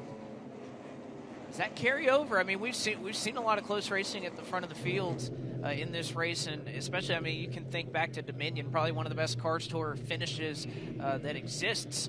Was at a track where you could go 3 wide, and I definitely think here at Tri-County that could be the case also. Well, one of the talking points coming into tonight's race was, will the championship matter all that much? Now, to most of the field, probably not, which is a handful of races still to go in a late model stock slate. But if you think of the perspective or in the shoes of Carson Quapple, you've got control of the championship points lead. You've got the most wins on the season. You've got a lot of momentum on your side coming off of the win at Ace. But I do think that this is the night, this is the race, this is the place where we may see Carson himself shelf the championship expectations and hopes aside to hopefully reward that race team with a second consecutive Old North State Nationals victory, because of course that is going to be the biggest opportunity at the biggest prize aside from the championship in just a given race that is available to these teams all year long. So I think when we talk about attitudes, approaches, and agendas, tonight is the opportunity, and I would say it is perhaps an excusable one, if you will, for Carson and that team to not be so hyper-focused on how the points fall and who they got to beat to maintain that advantage. They can go out and try to win this race, and that may be exactly what they try to do. It would be second consecutive for him. It would be 4 consecutive dating back to 2020. Josh Berry won the Old North State Nationals in 2020, 2021. Of course, Carson won in the season opener last year and is looking to double up here tonight at Tri-County. We are still awaiting the choose to take place here as we continue to pace around under the Volt battery caution once again. But how this race is going to shake up now, we have not just cars that stayed out, Eric, but very fast race cars. We've seen Deke McCaskill and how strong he's been. Caught your race leaders there at the tail end of that run. Brendan Queen, one of the fastest cars on the racetrack for about a 10 or 15 lap portion over the last run. It's not just cars staying out, looking for a little bit of track position and hoping that things work out. These are cars that could win this race. They've been in contention. I mean, when you look at those cars that you mentioned that are out there on the racetrack that elected to not stop at this point, with Deke McCaskill out in front, Brandon Butterbean Queen. And Butterbean drove himself back up clearly into the top 10, nearly the top 5 after the penalty was assessed. He is someone who certainly has the bit between his teeth. And in terms of the championship, he is someone who may be at a point in the season where he doesn't have anything left to lose. Why not go for broke? Why not drive like this is your last opportunity to go to victory lane, even though it is nowhere near such the case for that young and talented driver? Give it a go. Lane Riggs is another one as well. And believe it or not, this is not the best track for Lane Riggs and company. In fact, it may very well be one of his worst. He's making his 75th career start tonight and 7th of the season and 5th here at Tri-County. He has never finished in the top 10 in his 4 prior starts, even though he has always qualified 8th or better in his 4 previous appearances. Could tonight be the night that he finally gets out from underneath the black cloud and goes to victory lane at this very tough venue? We'll see if he's able to do that. And we talked about these family-owned operations here in this series. Could you imagine Deke McCaskill, what it would mean to he and that team to go to victory lane here for $30,000? 87 laps to go into the KRC Power Steering restart zone. Deke McCaskill will lead us back to the green flag. A slight wiggle on the bottom side from Brendan Butterbean Queen, and Quapple, wasting no time, goes 3 wide to the inside of Brandon Pearson, the 2. There's your answer. He doesn't care about the points. Quapple doing everything possible. Contact in the 4 midfield. wide. Still 4 wide as we got a car dusting off the wall off turn 4. Everybody makes it down the front stretch as they fan out 4 wide, now up in the top 5. And Quapple a little slow. Watson's into the outside wall. Diaz has to save it as Huffman now on the outside of Carson Quapple as Pierce dropped like a rock back through the field. 85 to go. Here comes Brendan Queen as they have somewhat sorted it out. It's only 3 wide now. Off of 2 and Watson into the wall again. He slammed the wall off of turn 2 a couple of laps ago. Now the question is, can he get to the pit lane and keep the race green? He gets to the bottom. Race is still underway. Battle for the lead underway. McCaskill, Queen, racing for the top spot in 3. McCaskill will go right to the top side where that car has looked awfully smooth so far. Brendan Queen now, as finally the Volt battery caution will be displayed. I don't know why Watson did not come down the pit lane there. He was clearly to the bottom of the racetrack, had a clear trajectory into the pit lane, and he allowed the car to roll down the main straightaway and stop, unless he clearly couldn't turn it down to the left. But the 9 car continued to roll down the front stretch and has stopped here, we'll call it about 100 yards prior to the start-finish line.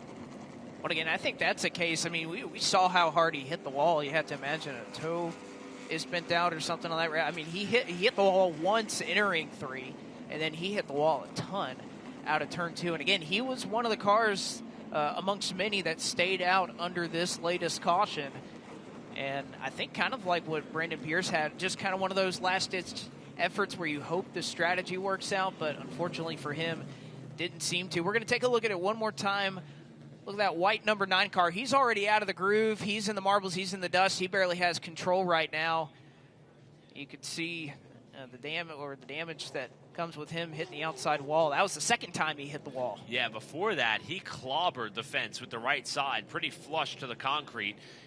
And as you see there, as you mentioned, he's well above that darker portion of the corner that has been the preferred groove all night long. And we've touched on it several times, Blake. The rubbers, the marbles, the marbles have just been building up so badly there on the top side of the racetrack. And I think once Watson got out in Never Land, he wasn't getting it back. Yeah, and well, you know what? Props to Watson. I know you get into the wall right there, but there's somewhat of a decision you make as a race car driver when you hit the wall like that, and he scraped it with the right rear. He turned right back into the wall. Yes, it did not help his race car, but if he turns left right there, there's a whole significant portion of this field that could have been taken out. So, yes, damages his race car a little bit, but tried, I think, his best once he realized that it was gone to keep it out of harm's way the rest of the field who was storming on by. It looks like we have already gotten the choose complete, as we did complete a couple of laps on that latest restart, so we will re-choose. We get the 1 to go this time. They have already chosen, and Deke McCaskill will once again go to the top side. I got to say, though, what a restart for Carson Quapple. What a restart for Landon Huffman, who also went down to the bottom and was able to pick up a handful of spots. There's a lot of confidence in that bottom lane, and this may be the best time to utilize that inside avenue, as we're going to go around at least one more lap before we see the restart. But I'm not sure that my heart could handle any more intensity on this restart. Should it be just as chaotic or more than what we had the last time through? They were 4 wide in several spots. It's insane. This has the feeling of a race that has about 15 or 20 to go. There's still 84 laps to go. I mean, that's a long time. A lot more can happen here. It has been a wild night in Hudson, North Carolina. for the Grand Atlantic Resort Old North State Nationals here at Tri-County Speedway, as we will slow it down to a crawl, as I believe there's one vehicle out at the bottom of turn 2 that they may be taking a look at. Word down trackside from James Pike is that there's a piece of debris down in turn number 2 that Deke McCaskill was kind enough to help point out. They've gone out and retrieved that just a short while ago. I should say right now, just a short while ago. Yeah. I was about to transition to my next point on how incredible this event is and this race is. And of course, this is the 5th running of the Grand Atlantic Resort's Old North State Nationals. And Grand Atlantic Resort was kind enough to push a giveaway earlier, which we announced the winner. And I'll tell you, for Aaliyah Wilson, congratulations. Yeah, for Aaliyah Wilson and her ticket number 117 to be able to put that together. But not only was Grand Atlantic Resorts responsible for putting that out there, we also want to thank our partners at Team Portals as well as our friends at Race Trace for being able to put that on. A little added incentive to put your name in the mix to win yourself a 4th of July getaway next season.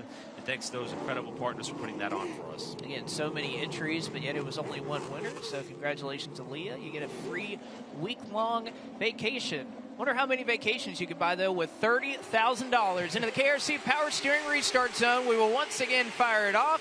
Deke McCaskill on the top side. Brendan Queen has the momentum on the bottom. As Quapple now in the middle, 3 wide, further back in the field. That time it was Connor Jones who sailed it off on the bottom lane. They're still rubbing together. McCarty up top. Jones and Quapple touch as they come off 4. They keep it straight while Queen tries to grab the lead in turn 1. They nearly touch as now Queen has the nose on Deke McCaskill off of turn number 2. Looking to get clear in the race lead, and indeed he might just do it off of turn 4. He does. Once again, back at the front, Butterbean here at Tri-County. Now Mason Diaz has the run on McCaskill, looking for second.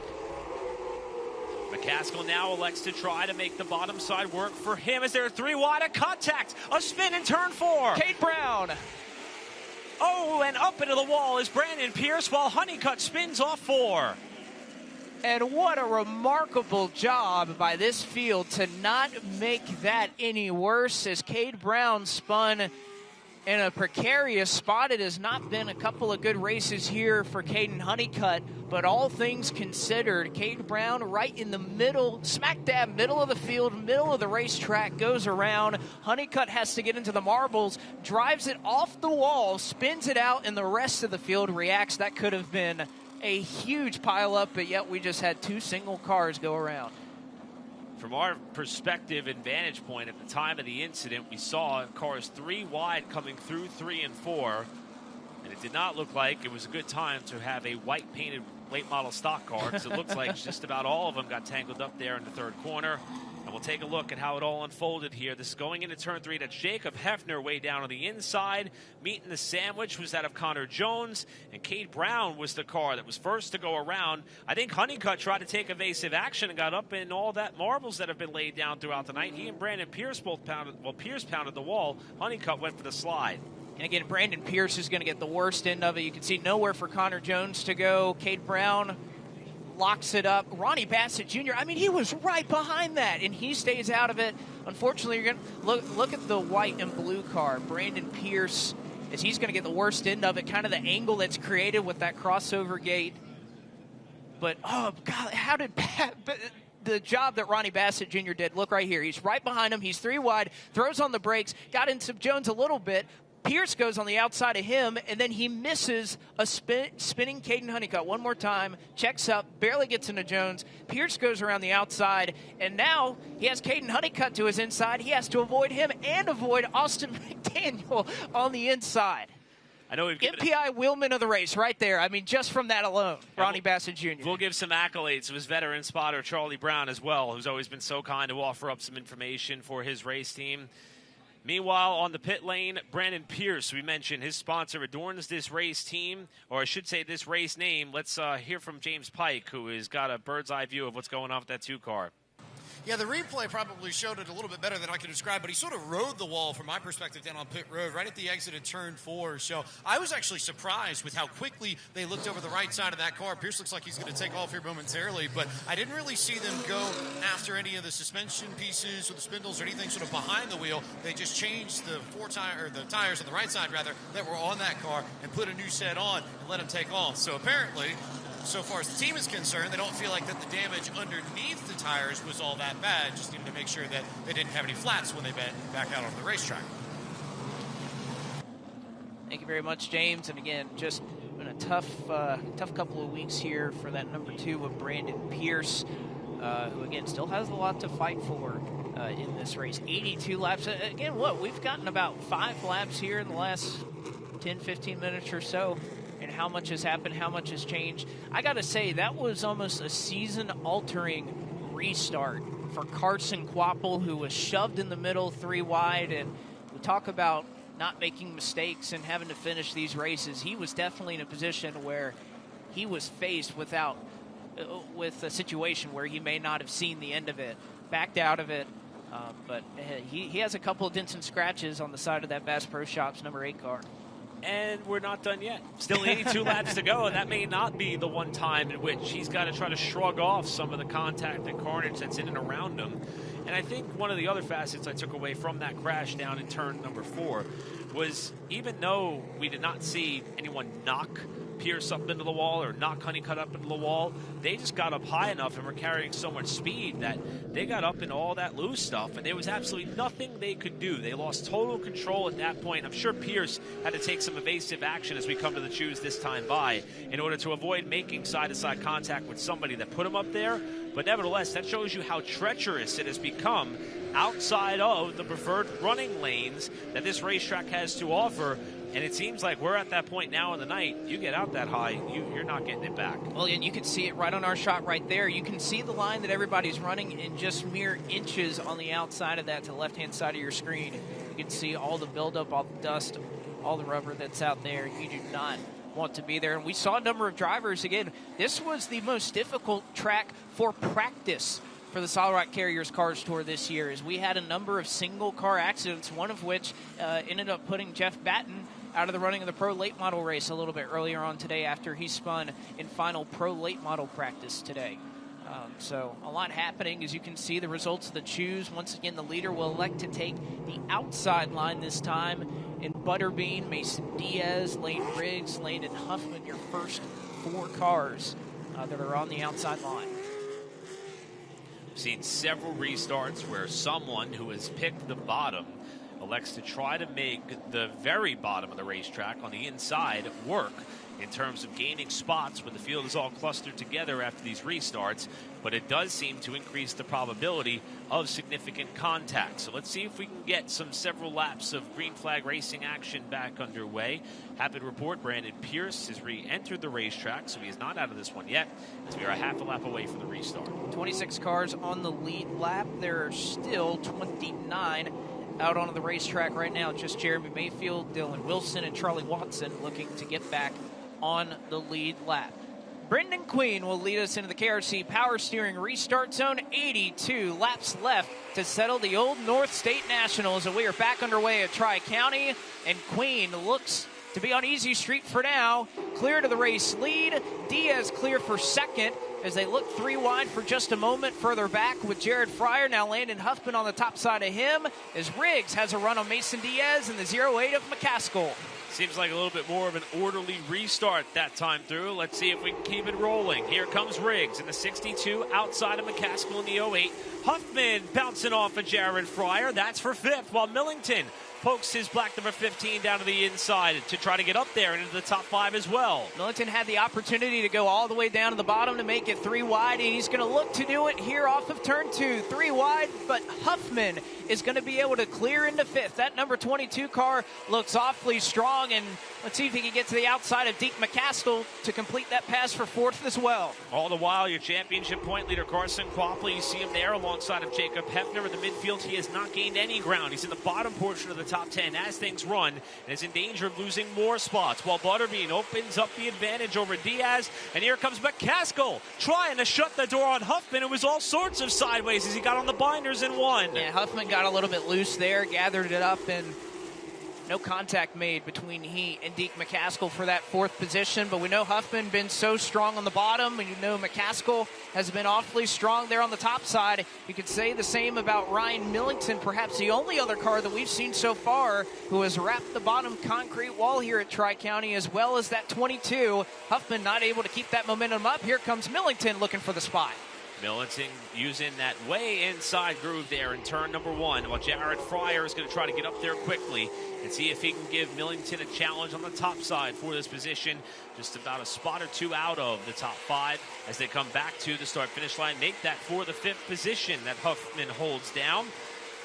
It is Riggs in the 62 third, McCaskill in the 08 in 4th, Huffman in the 22, your top 5. Millington trying to crack that top 5 running order. With Jared Fryer starting to fall off the back bumper in Millington. And Riggs running much higher than any of the cars that we've seen so far right now, or at least the cars that are around him, as he tries to get some momentum built up there on the top side for the number 62. Now Huffman near door-to-door with Deke McCaskill off the corner. Has enough of a run. I think you give him another lap or two, put a solid corner together. Huffman may be able to pass Deke McCaskill here for the 4th spot. Huffman has been one of the cars that has been one of, if not the best, using that bottom lane all night long. And he continues to do so here on the inside of McCaskill as they're both closing up on Lane Riggs in what is going to be a 3, maybe 4-car battle with Millington for the 3rd position as Huffman starts to wash up the racetrack on corner exit. And this is where it's got to be frustrating if you feel like you have a little bit of a faster car.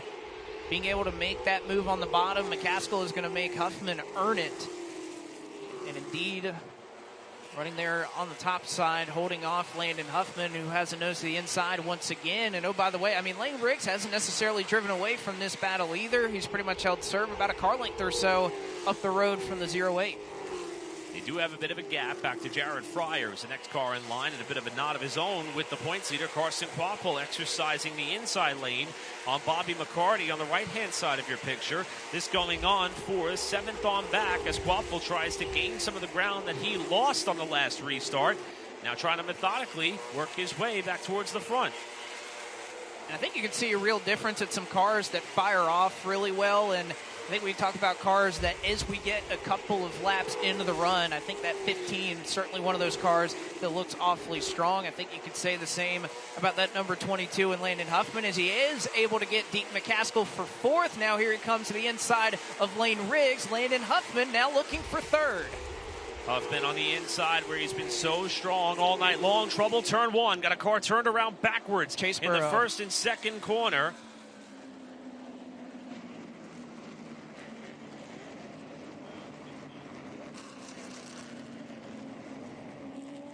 Looked up, we saw there momentarily that Burrow in the Top Gun Motorsports number 8 was the car rolling backwards. While we wait for Burrow to be able to right the ship here, we are going to step aside and take a break. We'll be back with more racing action from Tri-County here in just a moment.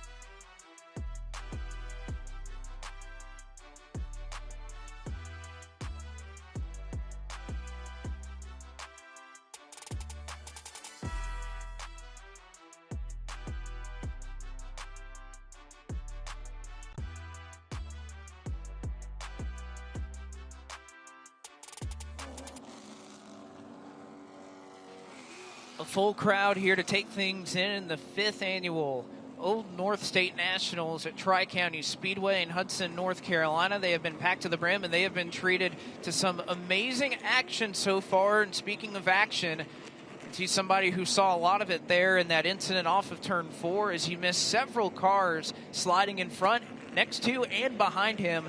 As Ronnie Bassett Jr., you can see he did not pit that last caution, Eric. But you can definitely see some of the damage that he had. The hood bent up after he got into the back of Connor Jones. All things considered, it couldn't have really come out much better for Bassett, who, looked dead to rights to be involved in that incident, as I believe we are seeing the choose take place, and yes, indeed we are. No surprise, we saw the race leader, Brendan Butterbean Queen, elect the top side. However, Mason Diaz is going to try his hand on the bottom. Landon Huffman, who has been so good on the inside of the racetrack. And Blake, the one thing that I'm wondering with how often that 22 has been picking the bottom side of the racetrack, is there a point where perhaps by running the tighter radius corners, if he is going to perhaps use the good up on that race car and put himself in a position to be behind the 8 ball when it matters most in the closing stages? But I haven't seen any of the speed waver, despite how committed to the bottom side that car has been all night long. It's really, really impressive. It has been so impressive, but will that keep up through the last 67 laps? I think that's the question on all of our minds. As the GXS Wraps pace car will pull down into the pit. 67 laps to go. There would be no competition caution should we go 50, so we will try and see it through to the end. Into the KRC Power Steering restart zone, Brendan Queen, Mason Diaz bring us back to green at Tri-County as they nearly rub fenders getting into the corner. That didn't take all that long. Here's Diaz alongside. They touch again. Queen slams the door shut as they enter turn 3. Diaz trying to get a drive off the corner, and it's Huffman looking 3 wide. Now for second. 3 wide now, down all the way to the bottom. Very low entry there for Landon Huffman. He's going to have to check up and give up that momentum. Off to the top side is Lane Riggs, Mason Diaz. They touch once again. Nearly 3 wide. They'll look indeed 3 wide off of turn 4. It's elbows up all the way throughout the field. There's 4. He thought about making it 4 wide, loses a bunch of momentum off the corner to Millington, as now Diaz slots back in line on the top side. Huffman down low. Diaz tries to thread the needle on Lane Riggs, who just got by him for the second position, is not quite able to do it, as now he's looking towards the middle once again, looking to get back up into that second position. Riggs has run higher than just about any car we've seen so far, has made it work, but Diaz, hard charge off the corner. He's all over the back bumper of Lane Riggs. His hard fighting for the lead has allowed Queen to break out to a 0.6 of a second advantage, while Diaz gets a drive off too, nearly into the left rear fender of Lane Riggs as they approach the third corner. And look at Carson Quapple on the top side trying to join the party. Again, I think these drivers looking to settle it out. Scattered 4 wide yet again. Riggs on the top side, the 24 Diaz just behind them, and Huffman letting them kind of battle it out. Again, maybe he's safer down there? I'm not quite sure, as once again, the nose of Mason Diaz just under Lane Riggs off of turn 4. This is great stuff at Tri-County. That time the contact was between the 22 and 24 of Huffman and Diaz. Now Diaz almost underneath, and he tags Riggs, who's sideways in the corner. What a save by Lane Riggs. Oh my gosh, what a save from Lane Riggs, who was drifting. I mean, that looked like dirt racing right there. He had that right rear kicked out, that KHI machine. What an incredible drive from Lane Riggs, who got a shot in the back from Mason Diaz. He saves it. Now Huffman looks low for second on the 24 car. All the while, Brendan Queen is loving what is happening behind him, because he is now out in front by a 1.5 seconds. Huffman on the bottom side of Diaz, who's kind of been taking no prisoners over these last few laps. And right now it is Huffman who is on the bottom on offense, while Diaz tries to defend the runner-up position. And again, that battle for second, remember these two kind of, they didn't get together, but Diaz contact with Pierce got into the side of Landon Huffman lap 1 at a Speedway. So you have to wonder how these two are going to approach and race this out amongst each other. Meanwhile, Ryan Millington has seen it all out his front windshield, and he wants to be a part of this battle for the number 2 spot. Millington has caught these two that continue to run double wide, and we cannot tip our cap any further to Landon Huffman and his ability to make the bottom side work. as we have yet to see him slide up and into the side of a car to his outside, at least not at this point in the race. And Millington's going to follow. There's the contact right there. Huffman's going to move his way through, but Millington now 3 wide to the bottom. Huffman's going to give him the space as now Millington runs Huffman up the track. Diaz tries the crossover. They'll be 3 wide once again as Millington will try to shut the door. Diaz may try to get back to Huffman, and now Riggs is going to get in the back of Mason Diaz. He spins out Mason Diaz. Caution is out, and boy, has there been a handful of paybacks in the last 2 laps. Payback delivered. Once Riggs got to Diaz, he wanted to send the message that he didn't appreciate the work he had to do off turn 4, and that ends up being the scene of the crime for Diaz to get turned around sideways once Riggs got back there. And I believe Riggs himself may have sustained some damage there as well, as you see the front nose on Diaz's car clipped heavily there as Riggs went by. You can see the front splitter there for Mason Diaz up on the left front. That hood damage he's had where one of the hood pins came off. That's been there for a majority of the night. But Mason Diaz, and I mean, that's pretty clear cut and dry right there. I mean, Riggs thought that Diaz roughed him up. He drifted through the corner. He saved it. I'm sure he saw red, wanted to get to the back of Mason Diaz, and as soon as he had the opportunity to try and do the same, did just enough, but obviously enough to send Mason Diaz around. Have to say that the save that we saw by Lane Riggs from the initial contact was one of the best that we've seen all year by far, perhaps ever. As we get a chance to see what happened, this is Riggs chasing down Diaz in the 24 at the end of the back straightaway. Yeah, simple enough. I think you didn't appreciate it, but you can see he gets up under the left rear of Mason Diaz. And I think just took matters into his own hands right there. And the intent may not have necessarily been to dump him. No. However, he was so square up there. Well, he was almost in the fuel cell, yeah. so. Trying to give him the benefit of the doubt here, Blake. Yeah. But, I mean, at that point, he just lifted the back tires up off the ground. There's nothing Mason can do. Well, again, I agree with you. I don't think the intention was to go in there and spin out Mason Diaz. I think he thought, well, you gave me a bump in the back, and I'm going to do the same to you. It just ended up being a little bit more for Mason Diaz as we're going to try to push, or they're going to try to push Mason Diaz down into his pit area. Now, we're going to go back. This is the initial contact between these two. Diaz riding on the back of Lane Riggs. Riggs gets up out of the groove. You can't do that. You just can't do that. Watch the front tire on this 62 car. Have to overcorrect once, comes back again, and then he has to turn it all the way back to the right again a second time in order to keep in the right direction. You should not be able to save a race car at Tri-County Speedway when you're that far sideways and that high up out of the groove. Shades of 1985 at this racetrack when it was once covered with dirt and not the asphalt that we see today. As you can see the repairs on Mason Diaz, the crew is hard at work sorting that out. And there is a call over the radio that the 62 of Lane Riggs will be put at the tail end of the field for being the primary cause of that caution. So Lane Riggs' opportunity to take home a $30,000 payday has taken quite the hit. And speaking of that money, I want to take this opportunity to mention a little factoid that one of the traveling photographers with the Cars Tour pointed out to us, Blake Harris, an incredible fixture in the pit area and does tremendous work as well. He pointed out the fact that on this very day, back in 1979, which has been a big talking point in the podcast world, of course, Dale Earnhardt Jr. has been doing a great job recapping some of the happenings in that year and how it impacted his father's racing career. On this day back in 1970, August 19th, at Michigan, Richard Petty won the Cup Series race that was held there.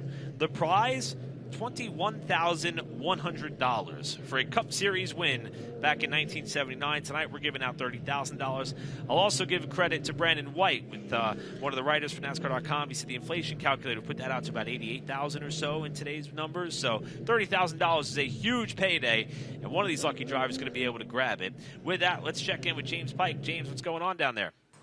This is a semi-planned pit stop, I think, given the situation. Mason was already talking to the crew when he was sitting there trying to get the car refired over in turn 4. And he said, look, if we're going to go to the tail end because we're going to stop and lose our track position, let's come in and get the car fixed up. I'm a little bit tight now. I need to be freed up is what he told them. They're now going to work underneath the hood, trying to fix up something there. So a little bit of adjustments, but I don't think it should be enough to keep him from getting back out on the racetrack. Thank you. It's certainly going to put a damper on his efforts, nonetheless, with the string of top 2 finishes that goes back 3 races all the way to Caraway. Of course, won the throwback at Hickory Motor Speedway and finished second at Ace Speedway to follow that up. It's been a strong run, and, you know, despite what's happened here, I think the speed is still there for Mason Diaz and may not exactly be in the hunt for the championship, but I think this is what this team expected and how they expected to run early in the year, and I think building some momentum to finish out this year, and perhaps, you know, who knows, may come next year, but this has been the type of runs that Diaz and this team have come to expect out of their operation. And as he mentioned to you, he mentioned to several others, he didn't know what he had in here tonight. It turned out he had a very fast race car. It's unfortunate that the wave of momentum that team was riding is possibly going to come to a bit of a screeching halt here tonight, as they continue to do everything possible to try to see if there's a chance to get that car back out and do battle. We have seen some drivers come from the back to the front, but not with the nature of front-end damage that this Chad Bryant Racing number 24 car has. Now you can see with Lane Riggs being put at the tail end of the field, they'll go ahead and take the opportunity to just check a few things on this race car. Again, it is he, Diaz, Cameron Bolin, that are down into the pit lane. Let's see if we can't find out more with our good friend down there in James Pike. James, what's going on with the 62 bunch? Looking underneath the rear of the car, looks like a track bar adjustment for Lane Riggs. They're also looking to see if there's any damage underneath that rear end as well. But it's just bodies down here. It's about 4 or 5 different pairs of arms that are working underneath the rear of the car specifically. And I can see them, making a track bar adjustment, turning the wrench now. So just trying to make sure that this car is okay. We know the speed that Lane Riggs has is there, but Mike Diaz, I think, is going to have a little bit of a fight to just get the track position back to be able to contend with the Brendan Queens and the Deke McCaskells and the Landon Huffmans for the race win. Certainly going to be a battle of track position. I mean, I know 55 laps to go. It's a long time when we talk about this race. A lot can happen, but very hard to make the ground up this late in the run. But great reporting down there by our very own James Pike. But Brendan Queen is in first. And how about Landon Huffman, who kind of gets the better end of all that was going on there? Riggs is out of the picture now, at least battling with him. He was able to get by Mason Diaz, but Landon Huffman will be able to restart, or at least have the option to restart on the front row here if they take the choose. And what a drive it has been for that number 22 car. And I think it's going to be, I mean, we gave Jacob Hefner a hard time earlier for electing the inside, and maybe he had a similar level of confidence in his car on the bottom of the racetrack. But I do think this is going to be an easy decision for that 22 car. He has been so solid on the inside line, specifically in turns 3 and 4. This may be the shot in the arm that that Nelson Motorsports team need. And they're also going up against someone who knows he's in a position to have to gain maximum points and also perhaps look for another marquee victory on the season. When you look at the Solid Rock Carriers Cars Tour schedule, the Old North State Nationals, the throwback event, and North Wilkesboro Speedway have got to be some of the biggest races that come to mind on the slate or on the calendar. And Brendan Butterbean Queen already got Wilkesboro under his belt. The throwback, he had a great charge up through the field to have a pretty strong run there. But this is an opportunity for him to not only gain points, but to win what some would call perhaps a marquee event on the season and what's been a very successful tenure with Lee Pulliam Performance so far. And I was about to say, we had a first-time winner, if you want to call it a marquee event, major, what have you, and Mason Diaz, throwback 225, USAR Pro Cup throwback weekend at Hickory Motor Speedway, went to Mason Diaz. Could we see another first-time winner here in Landon Huffman? He's the only driver that is in the top, counting back through the top 10. Yeah, he's only driver in the top 10, at least as it's scored right now, that has yet to visit Victory Lane in the Solid Rock Carriers Cars Tour. He may have the ability to do it, as we will allow these drivers to continue pacing around against some more work being done. We will toss it back down trackside one more time to James Pike. But just paying attention to the radios over the course of this evening, I've been able to listen to a lot of drivers in the top 10. And, you know, they talk about no news is good news with a race car, and if your driver's quiet, there's a good chance he's pretty happy. The two quietest drivers I've heard on the radio tonight so far, Brendan Queen and Landon Huffman. The top two drivers in the race right now, Brendan Queen and Landon Huffman. So I'll let you two make of that what you will.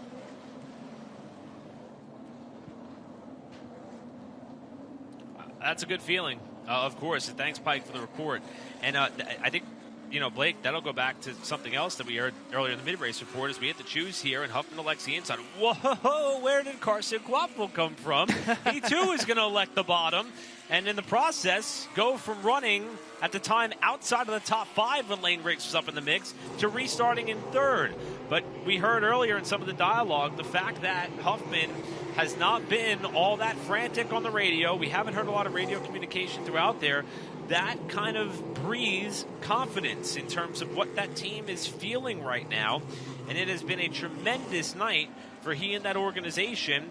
And they could be en route to perhaps the end of a long dry spell for this team as far as visiting victory lane. And as you mentioned, it could be Landon Huffman's first Cars Tour win if he can get the lead and hang on to it 55 laps from now. Well, again, I know we've talked a lot about our top 4. Deke McCaskill, top 5, you could throw him in that. How about Bobby McCarty? Again, just hanging around, running in the 6th position. 55 laps to go, certainly enough time if he's got that number 6 dialed up to try and make a move here late in the going. Brendan Queen, Landon Huffman, your top 2. GXS Wraps pace car will dive down to the pits into the KRC Power Steering restart zone. They work towards Brendan Queen, Landon Huffman with the launch, and green flag is back out here at Tri-County. Millington able to make the top side work this time as he goes side by side for the 2nd spot with Huffman. Behind them, Honeycutt almost got the wall in the 10, trying to get around Jared Fryer. Millington to 2nd, Huffman back to 3rd. McCarty up into the 4th spot, trying to pin Carson Quapple down in the 8 car in the battle for 4th. That's the first side-by-side fight we've got going on. And they are side-by-side all throughout the field behind them as they are 3 wide off the corner yet again with Cade Brown and a couple of others looking to recover after his spin. You could say the same for Caden Honeycutt. Again, went fully around trying to avoid everything that was going on and avoiding a spinning Cade Brown. Here he is back up into the outskirts of the top 5. And I think with Landon Huffman, it takes a couple of laps for this 22 car to get rolling. We'll see that now as now Jared Fryer has his hands full of Caden Honeycutt and Deke McCaskill in the 08. Quapple could not get up off the bottom of the racetrack off turn 2. Wanted to slide up in front of Fryer, but Fryer had the run. He's now trying to ease up in front of the 14 car off 2. He's going to be able to get that pass made, or at least hold on to the spot for now in 5th, with now McCaskill running the bottom of the racetrack here, trying to get back up to the top 5. Huffman driving hard. You can see, again, I think just give that 22 a couple of laps and it'll really come to life. Meanwhile, this is all happening behind your race leader in Brendan Queen, who already has about a 5/10 of a second advantage over the rest of the field. Logan Clark looking for a very strong run after a couple of tough outs for him. Back at age 16th, Hickory Motor Speedway 23rd. He's looking for what would be a best finish in the Solid Rock Carriers Cars Tour for him as he runs in the 11th spot. McCaskill and Quapple almost come together off 4. Fryer almost gets some assistance there going into the corner. And how about Dylan Ward in the 7? You had a quick glimpse of him there. Tonight is his 30th birthday, and he's trying to celebrate it with more than just the top 10 here at Tri-County. He's watching a side-by-side battle happen in front of him there between Honeycutt in the 10, Fryer in the 14, McCaskill in the 8, Quapple, McCaskill in the 8. Third time's the charm, huh? There you go. McCaskill in the 08, yes. Quapple in the 8. There you go. Hey, I did it.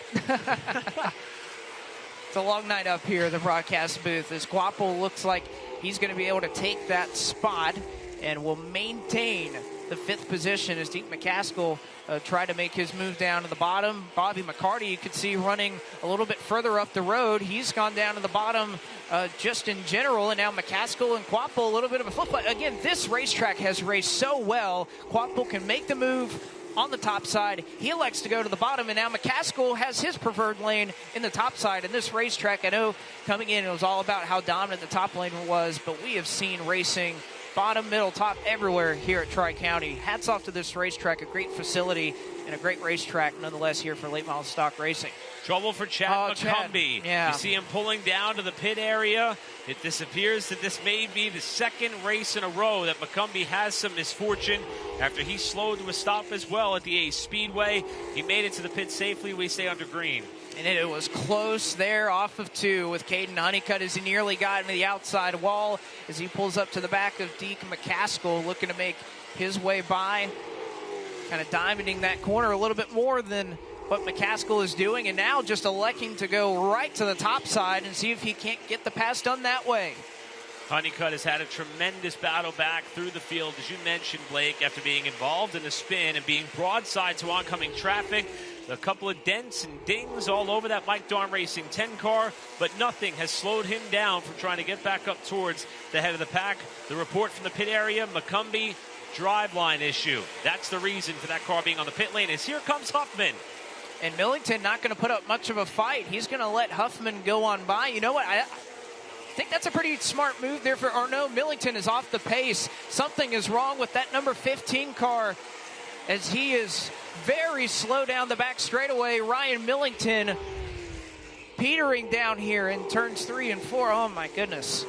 Several top contenders experiencing issues here at Tri-County as he nearly slipped by the 15 car, and that's tight there. That may warrant a volt battery caution if he can't get back to the pit lane. He may not make it. He is going to roll. He is waving for the yellow to fly, and it is going to fly there, as he knew he was not going to be able to get to the pit area, and he is looking for assistance if possible to get back to the pits. And Blake, we're in uncharted territory right now. This race, 200 laps in distance. Normally we go 125. I think we're starting to see how important it is in order to be sure that you can make it to the end of the 200 laps mechanically sound. We're starting to see some problems that are not really characteristic to a traditional distance race with the Cars Tour. Again, you could see the call out there for Ryan Millington, waving arms out the window, trying to bark some directions there to get his situation taken care of. I believe the free pass this time around will actually be the 62 of Lane Riggs, who's put behind a lap. Millington had this really rough stretch of racing action over the course of the first portion of the summer months. At North Wilkesboro Speedway, he drove from 24th up to a runner-up finish after leading 6 laps in that contest, and then things started to go a little bit sideways for him. He fell to 16th at Langley, 14th at Dominion, 15th at Caraway, 13th at the throwback race at Hickory, and then despite some left front damage, had a great night. We went back to Ace Speedway for the second time, finished on the podium, and definitely had podium pace to continue on with riding the ship, if you will, after he was up in the top 3 in championship points for the start of this season for several weeks. But it appears as though the bad luck has returned.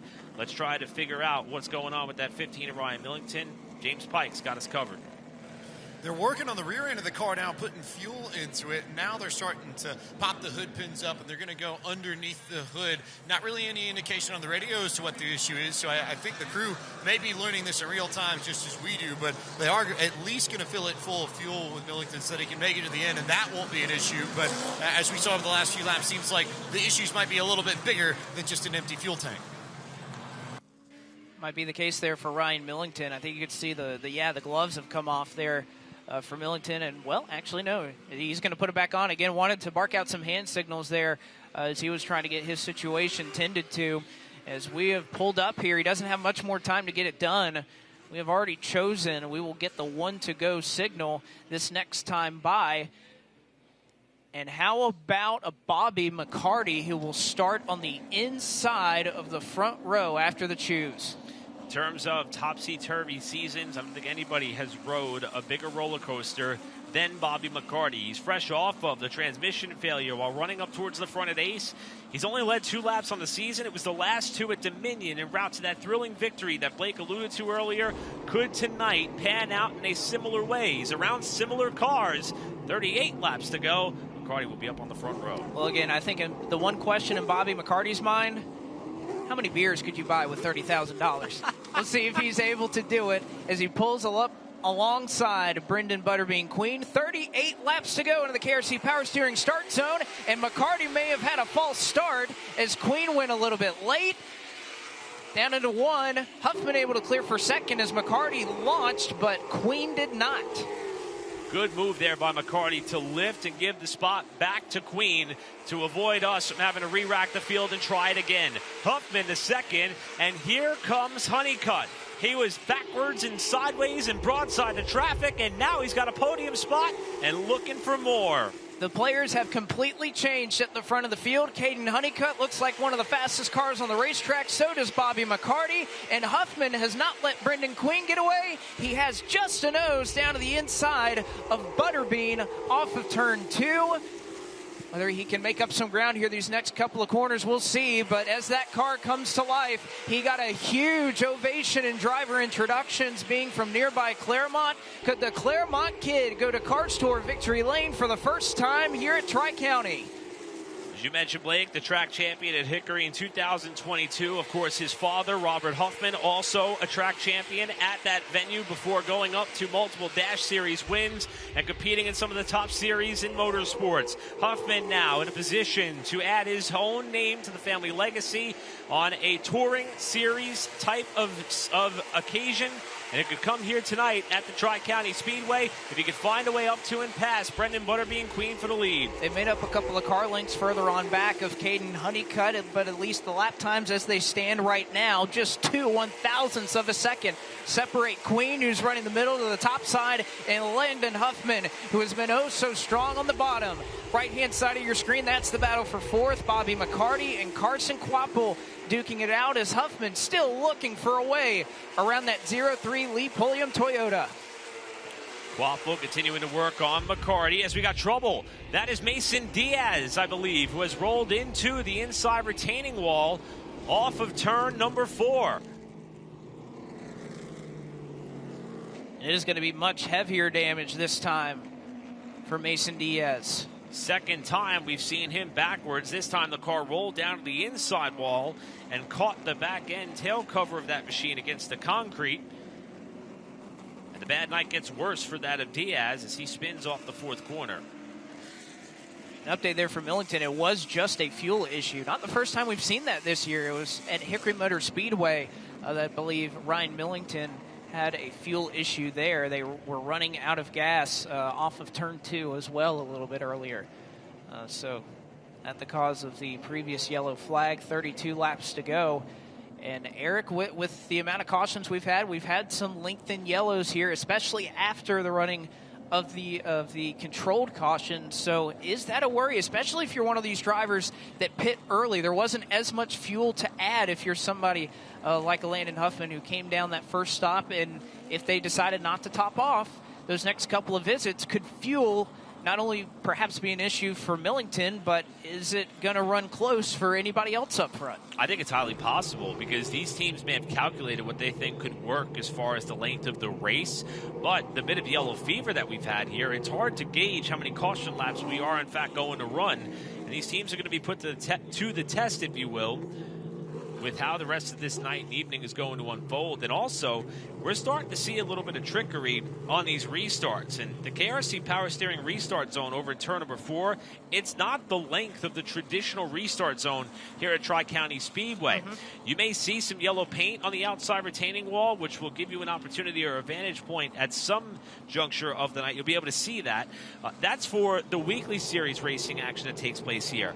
Our restart zone is much, much smaller. So it's a smaller wiggle room that the race leader has to work with. But as we saw with Brendan Queen, he almost kind of got Bobby McCarty to go a little bit too early. He had to yield, and that had a bit of a rippling effect throughout the rest of the pack. Fortunately, nobody sustained damage, but I think that's going to continue if we see more and more restarts in the final stages of this race. Certainly so. You just saw a shot of it right there, that the yellow painting on the wall is not necessarily where the Solid Rock Carriers Cars Tour will be restarting. 32 laps to go, still a ways to get it done. But, Eric, I do know one thing here at Tri-County Speedway. The curfew here at this racetrack is at 11 o'clock sharp, and could that potentially be something? I know we have 32 laps to go, 33 minutes until that would be an issue, but could that be something if we continue to have maybe 1 or 2 yellow flags that we may not only run up against that, but perhaps against time? And the hope would be that that doesn't come into play. Absolutely. We run about 15, a little more 15-second lap times, hopefully 4 laps a minute. I guess we're going to find out here as on the choose, new player in town, Caden Honeycutt. Despite the dimple on the right rear fender and corner well of that Mike Darn Racing number 10 car, he has been fast, and he's going to try Butterbean on the bottom side of the racetrack here on this restart that'll come about a lap and a half from now. So much for these drivers who have been in the car for well over 2 hours now. Again, you mentioned the length of this race is something that we're not accustomed to seeing in the Solid Rock Carriers Cars Tour. So being able to maintain your focus this long. And again, Jack McNelly, a little bit earlier in the drivers' meeting, talking about $30,000 to win. If you're going to make a move to win this race, make sure that you are proud of it. To not do something that you certainly wouldn't be proud of. But again, $30,000. That's all that needs to be said right there. GXS Wraps pace car will dive down to the safety of pit lane. Caden Honeycutt, the newcomer on the inside, with Brendan Queen still your race leader on the top side with 32 laps to go into the KRC Power Steering start zone. A much cleaner restart than what we saw last time, and we are back underway at Tri-County. Quapple into the mix as well as Honeycutt trying to hang to the inside of Queen. He'll clear. Now Huffman going to look to the middle on both Honeycutt and Carson Quapple. Nearly 3 wide off the corner for second. Quapple is going to move to potentially third. Huffman maybe back to fourth. Quapple may not be done yet. He's trying to draw even with Honeycutt after Brendan Queen had a perfect restart. Quapple alongside of Huffman, closing up on Honeycutt. Second on back is a hornet's nest while Queen tries to drive clear of the pack. Quapple looks like he almost had the job done into 1 and 2, but just as quickly loses all of that momentum. Oh, got a crash back straightaway. Logan Clark has pounded the wall off 2.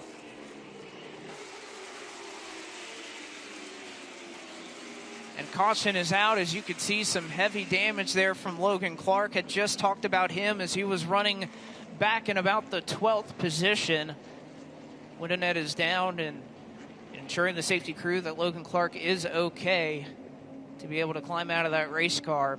And we were just chronicling what a great run this was for Logan Clark, who jumped on with us mid-season and has been looking to transfer some of the success he's had in the Virginia Late Model Stock Car Triple Crown as he sits 5th in the standings in that.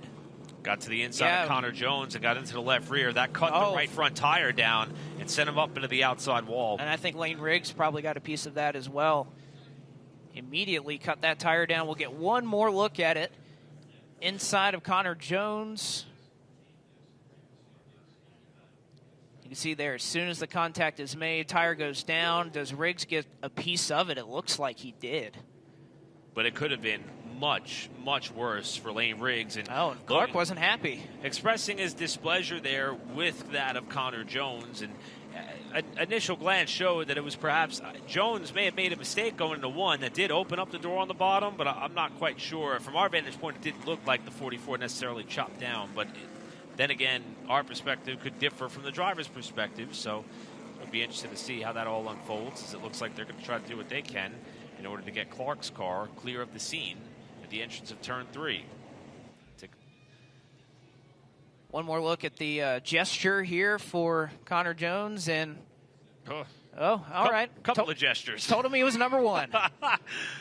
Short track tempers flaring, and you could understand it after Clark was in line to potentially threaten for a top 10 finish. He was running 12th at the time of the crash. An unfortunate ending for the Mechanicsville, Virginia native. After making his debut, as you mentioned, Blake, with us at Dominion, they said the intention was for this team to be able to try to run the remainder of the Cars Tour slate. And there has been a steady progression in the way in which that team and that driver has been able to up their game and performance each and every race, and they appear to be on par with doing that here tonight as well. until their race came to an abrupt halt with 30 to go. Logan Clark will go, or at least his race car will go back on the hook, and the track staff here at Tri-County Speedway has been awfully busy here tonight, but they have been very quick in getting out to these race cars, getting them taken care of as soon as possible. So a nod to the track staff here at Tri-County Speedway, and a lot happening here at Tri-County Speedway, a lot of the upgrades that are going on with this facility. I know talking with some of the staff a little bit earlier, they mentioned that the tower here is going to be new here at Tri-County, that they're going to tear it down and build a brand new tower up here on the front straightaway. Of course, the racetrack is pristine. They've done a lot of work to make this a really great venue and a great place for many of these race fans who have packed this place to come and watch some great short track racing.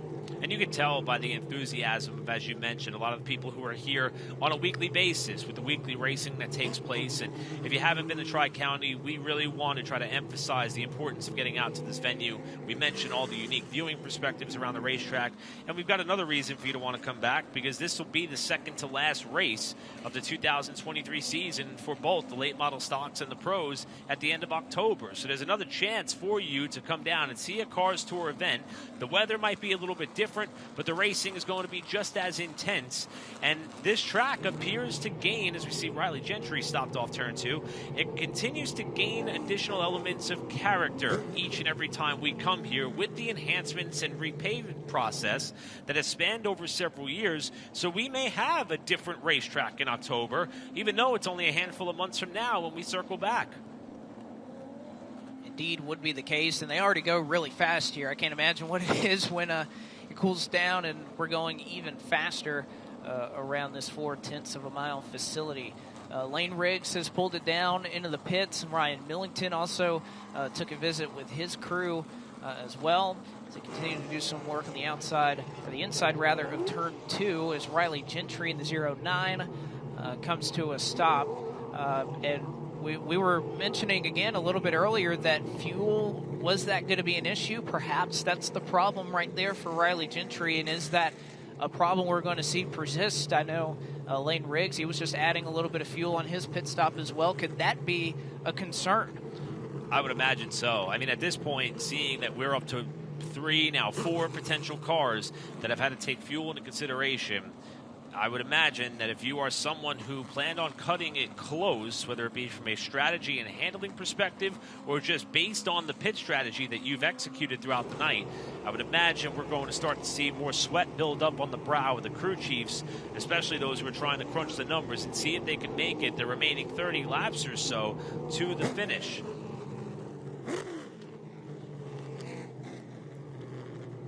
Well, Blake, it's been an absolutely amazing night. We've still got 30 laps to go before we give out $30,000 to the race winner. And as we mentioned earlier tonight, this is not going to be it as we have to choose this time by. These teams have to turn it around for Wake County 1 week from tonight, August 26th. That'll be the next race for the Solid Rock Carriers Cars Tour Late Model Stocks. Pros will get time off till October 7th. They'll be back in action at South Boston Speedway. And in between then, we'll be at Goodyear All-American with the Late Model Stocks as well, September 9th.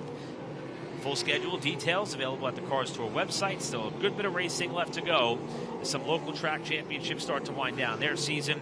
And we will start to do the same on our touring scale with the Solid Rock Carriers Cars Tour as we are coming to 1 to go till the restart. Honeycutt has picked the bottom again. And a great and diverse part of the schedule here for the Solid Rock Carriers Cars Tour. You have this very fast 0.4 of a mile racetrack. We go to Wake County Speedway, a bull ring quarter mile. Going to be very tight confines, really interesting race there. We go to Goodyear All-American Speedway, where it is going to be all about tire conservation, and we have seen some amazing racing. You think about Florence and the Hickory races that we've been treated to. Those old abrasive surfaces have raced very well in these late model stocks up to this point. 30 laps to go to settle it for $30,000 in the 03 of Brendan Queen on the top side, your race leader, into the KRC Power Steering restart zone. 30 laps left to settle it here in the Old North State Nationals, and we are 3 wide for the race lead off at turn number 2. Honeycutt had a decision to make there. He didn't know whether he wanted to stay inside of Butterbean with the fender at the end of the back straightaway. He elected to fall in line. Huffman now trying to make the top side work on Quapple, who used the extreme low line to try to gain a few spots early on the restart. with this line that Huffman's been running, does he go to the middle? Does he try to make it 3 wide, or does he kind of stick it on the top side as he has been just behind Caden Honeycutt? Bobby McCarty also working his way into the fray as well. Side by side further behind him in Jared Fryer in the 14, Deke McCaskill in the 08, but Huffman completes the pass for third. Huffman now going to work on Caden Honeycutt for the runner-up position. It appears as though he's been one of the faster cars all night long, has that of Landon Huffman. He almost got underneath Honeycutt there in the battle for second. He is continuing to exercise about a car length or more lower than what the preferred groove has been all throughout the weekend. That he's been able to do, and Brendan Queen, who, again, has kind of been benefited by the fact that he can just kind of cruise out here. He can have all these battles for second and third playing themselves out behind him. And you have to wonder, how much has he been able to save? And, you know, we were talking about Butterbean being in a situation, he was in the back of the field, was put at the tail end after taking some pit service, and yet here he is at the front, stayed out, and what a strategy call for Leaf Pulling Performance, crew chief Doug Powers, and that entire team to keep him out on the racetrack. And he continues to expand the margin between this battle for second that is going to intensify as the laps click off. Right side of your screen, you see Ronnie Bassett Jr. working his way up towards the top 5. He's in 6th. Another great run for this team. They've been on fire, and you have to wonder how much it meant for them to miss that big crash in 3 and 4 to be in the position they're in right now, as Huffman has fallen off of the left rear quarter panel of Honeycutt, but not for long. He draws back up to that point on the racetrack as they enter turn 1, still in this fight for second. Well, again, one of these two is going to have to emerge out of this battle very soon at some point, as Queen looks a little bit off the pace. Your race leader much slower. He might be out of fuel. They split him 3 wide as Butterbean Queen looks as though he may have lost the power plant in that 0-3. Your race leader slow on the back straightaway here out of turn 2. Queen now limps his way down the back straightaway. Caden Honeycutt to the race lead. Landon Huffman the second. Quapple third. First time that Caden Honeycutt has led since back in June at Langley. He still holds off Landon Huffman, and what a battle for second is now a battle for the race lead. Queen slow on the bottom as the green flag is still out, and now the Volt battery caution waves, and that was close right there with Brendan Butterbean Queen, and we are hearing the call that indeed it was fuel that has expired and run out in the 0-3 car. What a heartbreaker. This car, this driver, this team cleared the field by more than a 1/10 and a half in Hedgecock Racing pole qualifying, appeared to have this race under control. And Blake, you noticed it the moment that that car began to sputter, and of course it happened right as he passed the entrance to the pit lane. And that car ran out of gas and was not able to limp its way around 0.4 of a mile plus to get back to the pit area without drawing the caution with 20 laps to go. Now remember, we talked about earlier that Queen did not pit on our last controlled caution, so would not have been able to add tire or change tires with it being a 6-tire race or add fuel. And Queen, again, he was parked in a precarious spot. Lucky that he didn't get hit. Shout out to these spotters for calling that out, because there were a couple of really close calls as Queen was down on the bottom of 3 and 4. But now 20 laps to go, 19 minutes until we would potentially run into a curfew. So a lot going on here at the Old North State Nationals to settle it for $30,000. Right now it is Caden Honeycutt who is your race leader, as we will be back here from Tri-County on Flow Racing.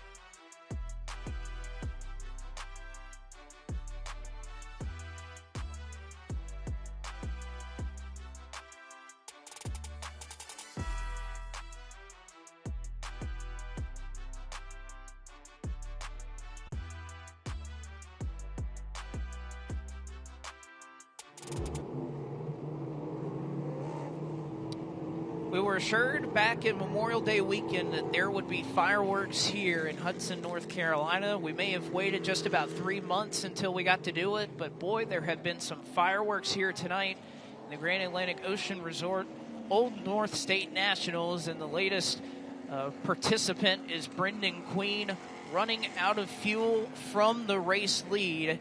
As you can see them filling up his race car right at the entrance of pit lane.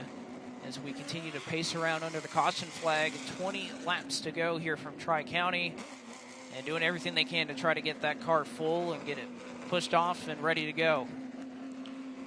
Had the fastest car all throughout the day, and just an unfortunate series of events here with the timing of cautions and the way the caution laps fell, and a couple of incidents that took place on all ends of the racetrack. We had a couple of crashes in turn 4, a couple in turns 1 and 2, one on the back straightaway, and we are 20 laps still away from seeing who could perhaps grab hold of this $30,000 prize. Let's get an update from the pit lane from James Pike.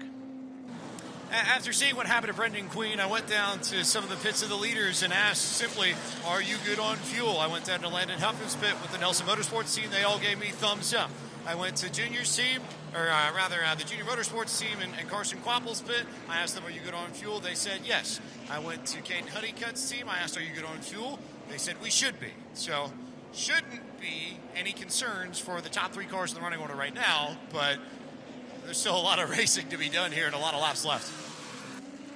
That indeed is the case. So it seems your top 3 should be, at the very least, should be all good to go as we see the results of the choose. Caden Honeycutt taking the top side, Huffman down on the bottom. Now, this was a side-by-side battle that was for second for the longest time, and neither driver was really able to get the better end of it.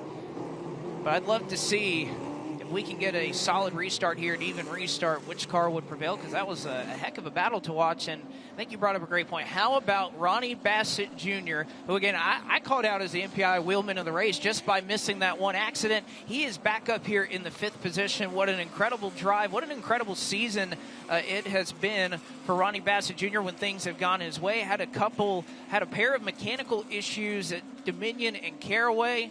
It resulted in 25th place finishes, but has finished 6th each of the last 2 races. 20 laps to go here to settle it for $30,000. Caden Honeycutt, your new race leader. Landon Huffman looking for Edelbrock victory lane for the first time in his Solid Rock Carriers Cars Tour career. Through the KRC Power Steering restart zone, Honeycutt with the jump, 3 wide for second behind him.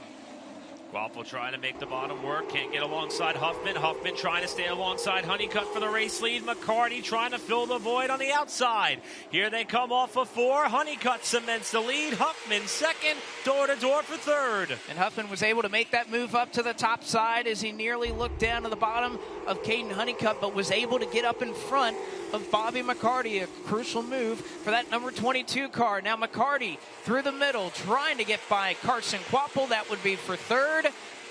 Bassett Jr. and Fryer behind him for 5th. Quapple and McCarty almost come together as they come off of turn 2. Quapple has done a tremendous job all night long, despite having some electrical issues that have given that car a hard time getting back going after their controlled stops. And he is about to land on a podium position yet again if he can make this pass on McCarty. 3 wide behind him in 3. There's a lot going on. 3 wide, leaning on each other. Diaz, Millington, who has put fuel back in his race car, and Deke McCaskill on the top side. Now Diaz and Millington go side by side. There's still 3 wide on the right-hand part of your screen. And on the left-hand side, battle for the race lead. And $30,000 between Caden Honeycutt and Landon Huffman. Huffman has been working the bottom side so well all night long. Honeycutt trying to hold a tighter line that time in 1 and 2. Huffman all the way to the bottom at 3 and 4, trying to draw even with the 10 as they come to the line. And he has been really strong through 3 and 4, especially that number 22 car. Honeycutt moving down, trying to force Huffman down in there and taking away some of the momentum he had a little bit up the racetrack. Honeycutt to the middle of 3 and 4.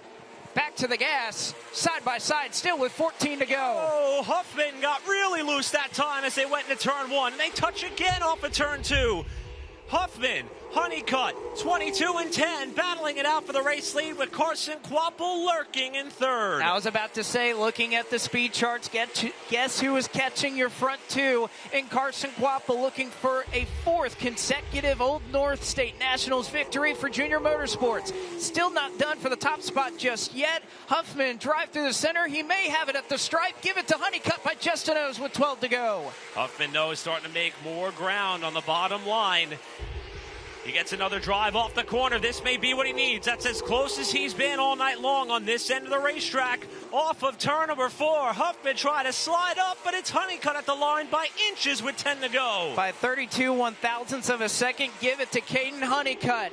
10 laps to go here to settle it for $30,000 and the biggest paying race of the year in the Cars Tour. Huffman up the racetrack once again, side by side at the line. 9 to go, still Honeycutt with the race lead. A little bit of contact there in 1 and 2. Honeycutt kicked off the bottom. Here comes Huffman to sail it off as we got a car off the pace on the front straightaway. Chase Burrow has come to a stop as the caution flag flies. Oh. What a battle we had going between the top two, who appear to be so evenly matched. And the rough couple of days for Top Gun Motorsports is going to continue, with Chase Burrow now coming to a stop on the main straightaway. And the immediate assumption is going to be that this could, in fact, be fuel-related. Well, it could be, but again, with another instance of it and the fact that we may continue to run under the caution flag, we continue to burn more fuel for everybody that is out here. So does it become more of a potential issue here with Chase Burrow? Or anybody else that's out here on the racetrack right now? Is he's going to need a push that's going to take a couple of laps for us to filter out under caution? Again, we mentioned the curfew a little bit earlier, 10:49, perhaps 11 is when we were running to that. So running close on all fronts here to end this Old North State Nationals. And even with the elephant in the room being the big payday and all that's up for grabs there, I have to really just sing the praises of the top two right now. Yes. As they haven't been completely separated all throughout. Like, there were instances where some contact was made, but considering all that is on the line and considering how evenly matched those two cars appear to be, there was a lot of respect being shown between those two competitors. And the sigh that we collectively let out here when that yellow flag flew, Honeycutt was driving a little bit lower there. It seems as though we're all a little bit on edge right now as far as who can make it to the end here. But the sigh that we let out was the fact that, you know, we could have seen a tremendous run to the finish. Deke McCaskill's night appears to be over. Once you pull off the front straightaway, you are done for the night. So McCaskill's not going to be rejoining this race. But I think we were about to see, and we still probably are, just an incredible battle all the way to the end between the front two. And it's about to be the front three. Carson was coming quick. Well, and again, still 2 laps to go. The result of the choose, Huffman is going to go to the top side. Carson Kvapil is going to join Caden Honeycutt on the front row. So despite the fact that Huffman has been so strong and had to make a lot of his spread here tonight on the bottom side, he's going to go there. Ronnie Bassett Jr. also going to be that second car on the inside line. And how about Jacob Hefner stayed up front early on in this race, didn't end up even leading a lap during that portion where he was the race leader. He finds himself third car on the inside row. The running order continues to shuffle about here as we see the 1 to go signal. Report trackside from James Pike. Official word on the 8 car, out of fuel. 9 to go. Who has enough to make it to the end? Kvapil looking to somehow salvage what didn't look like it was going to be a great night. Honeycutt looking for his 4th career win. Bassett and Huffman trying to break Cars Tour victory lane for the first time. Same for Jacob Hefner in 5th. 9-lap shootout for $30K. Here we go. Pace car pulls off and into the KRC power steering restart zone we go. Kvapil, a little bit of an early jump there on the outside. Not a great restart for Landon Huffman on the top side. Honeycutt moves up the racetrack, but Kvapil may have just a nose off of turn 2. Smoke in the midfield, got a car off the pace. That's Connor Jones, maybe laying some fluid down there on turn 3, and the caution immediately flies again. There may have been a bit of a stack up there in the midfield. Connor Jones in the 44 started billowing smoke as soon as they exited turn 2. And his car has come to a stop there in turns 3 and 4. The pace car very quickly out to try and pick up the rest of this field, as Jones has parked it at the top end of 3 and 4. Again, didn't travel a great distance with his race car. But I think you make up a great point. If it was smoking, what potential fluids may be out on the racetrack. As we'll get one more look at it. Look at the middle portion of your field. Connor Jones, oh, he's already smoking. You could see that the hood of that 44 car had been bowed in. Not sure when that may have happened. But perhaps this could have been an issue that had materialized over the course of several laps, because it didn't appear to be any initial contact either from the front or the left side of Mason Diaz. In fact, there was separation on all 4 corners of that race car when that car began smoking. Well, again, another question I think for this restart, was an official lap complete? I don't think that was the case. So if that is the case, we will basically restart it again, although Jones is expressing some displeasure. Was that Cade Brown or Minnie Tyrell? I believe that might have been, was that the Hans toss that we just saw there from Connor Jones to that of Cade Brown? So maybe there was some contact that premeditated the mechanical gremlin that has taken Connor Jones out of contention here from his second Tri-County win. Yeah, the track crew once again quickly on this, with fuel continuing to be an issue. We heard Caden Honeycutt that he should be good, that Landon Huffman and Carson Quapple, that they are good to make it to the end. We add a couple of yellows into the mix, though. Is that going to play into this as well? So we take one more look, and yep, that's the Hans. And that is definitely Cade Brown. Almost got it in the cockpit, honestly. I mean, that was close. I was going to say, lucky for Connor Jones, he was able to get that one back. Yeah, he may have been out of Hans' device. I don't think that Cade would have brought it back to him. Definitely Probably not. Connor Jones, as we mentioned, former winner here at Tri-County Speedway, now taking the long walk back to the pit area. His last race was with us at Dominion Raceway. We mentioned some of his responsibilities on the ARCA Menard Series side, as well as the NASCAR Craftsman Truck Series. In his first race back, he did show top 10 speed and top 10 pace.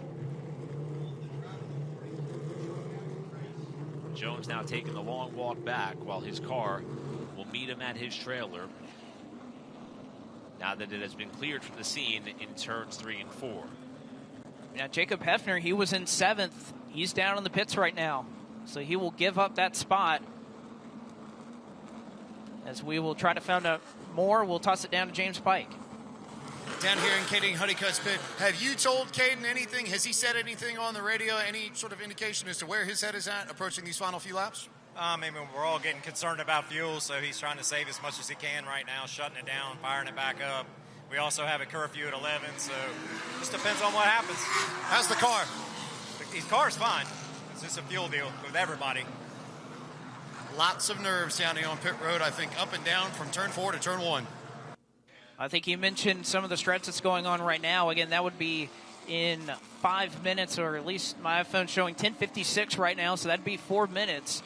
We could run 9 laps if we go green in 4 minutes, but that's if we form up, and we have to do it quickly, and perhaps somebody else may be out of fuel, slow on the front straightaway. The 23 of Cade Brown looks to perhaps come to a stop. And the hard, boy, I'll tell you, you get to the end of these races, and we use the term, the sand is running out of the hourglass. Well, the problem is we've got about 3 hourglasses that we're juggling here right now. Laps, fuel, and time are all elements that we are trying to keep in mind here as the choose is being given this time.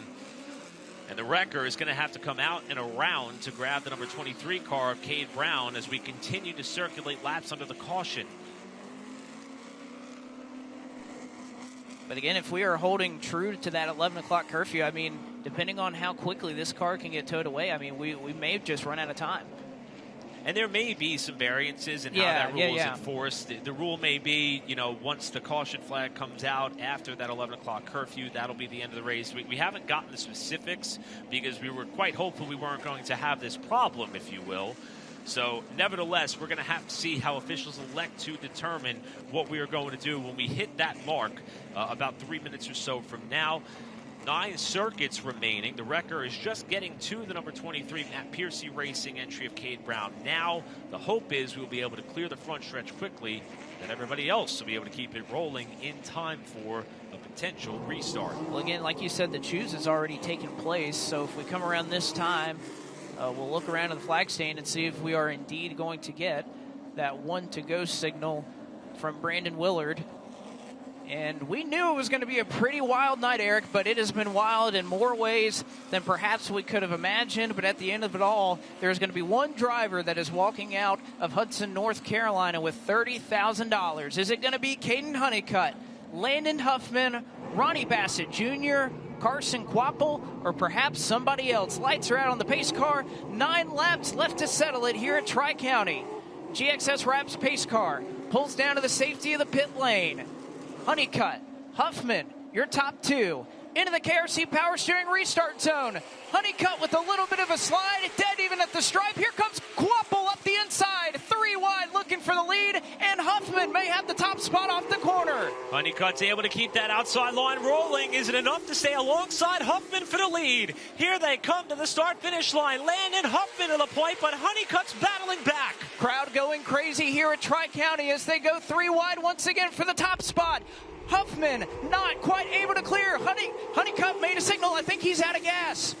He was waving out. Indeed, that 10 car is running out of gas here with 8 laps to go. And I doubt that he can make it all the way back around. Field having a scatter. Everybody misses Honeycutt. Huffman now the leader, ahead of Carson Quapple, ahead of Ronnie Bassett, who has cracked the podium. Come to the line here with 6 laps to go. Couple of car lengths is the lead for Landon Huffman, who just turned his fastest lap of the race. 3/10 better than Carson Quapple as he continues to pull away. Does anybody else have enough fuel to make it to the end? We'll come around this time. 5 laps to go for $30,000. Honeycutt made it back. The race stays green. 5 to go. Huffman trying to run and hide. Quapple to second. Bassett third. McCarty and Millington your top 5. Everybody holding their breath. We can make it to the finish line. That is the hope here with 4 laps to go. Landon Huffman continuing to set a blistering pace here. Only driver in the 15-8 second bracket that has run all night here at Tri-County. Fastest car on the racetrack at the best time to do it. 3 laps to go for the number 22. We talked about the history of this race team. They have won several championships with Bobby McCarty at the helm. The change was made in the offseason where McCarty departed. There was a different driver behind the wheel of this 22 car. To start the season, they made the pivot to Huffman, and he has been one of the best cars all night long, and he is less than a lap and a half away from delivering a huge payday to the race team. They'll come around this time. They'll see the white flag if he can get it. One more trip around Hudson, North Carolina's Tri-County Speedway for Landon Huffman. It has been a struggle for this Nelson Motorsports team. They started the season with Cale Gale, but into 3 and 4 for the final time. Landon Huffman is going to be a Cars Tour winner and is $30,000 richer. He wins the Grand Atlantic Resort Old North State Nationals. What a drive, what a story, and what a night, perhaps the biggest in Landon Huffman's racing life. It did not take long for this driver and team to hit their stride. It was the return to Ace Speedway, the first track that they were able to get back to for a second time. And even though we haven't run here yet at Tri-County, at least this combination hasn't up to this point. This is his 3rd Tri-County start under the Cars Tour banner. Finished 17th and 16th respectively. Oh, look at the fans. And boy, he has bettered that by a large margin. There was, again, no bigger ovation in driver introductions than for this driver who is very popular in this area, of course, has run at Hickory Motor Speedway for a very long time. And I think he's got enough fuel to at least do a couple of Polish victory laps here around Tri-County. But Landon Huffman, again, he talked about how much this opportunity, Barry Nelson calling him after a rough start to the year for Cale Gale, giving him the opportunity to hop behind the wheel of this race car, and talking about the struggle it has been with this team to try and get Nelson Motorsports back into winning form. and it has come full circle in just a couple of months. Again, something very difficult to do to turn this program around, and how much better of a driver that he feels that he is right now, because he's got more seat time running at different types of racetracks more than he has in his entire career.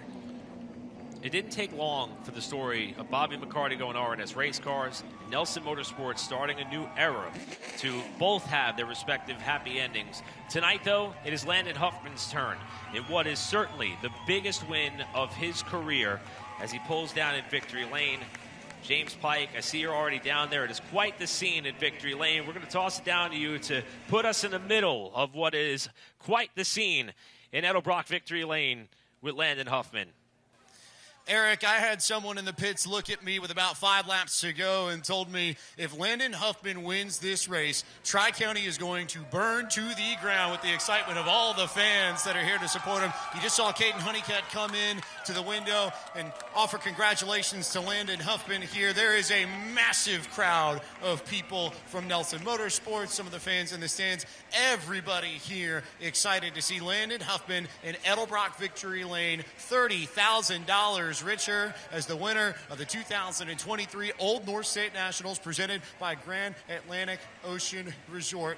Taking a few moments to collect himself before what could be one of the loudest celebrations we've heard in Edelbrock victory lane in a long, long time on the Solid Rock Carriers Cars Tours. Landon Huffman will climb out of the race car and celebrate $30,000 richer in a shower of confetti and liquids and checkered flag waves, celebrations everywhere. There's just his wife Brooke coming in to celebrate, give a hug, and coming up here in just a little bit after the happy couple get to celebrate.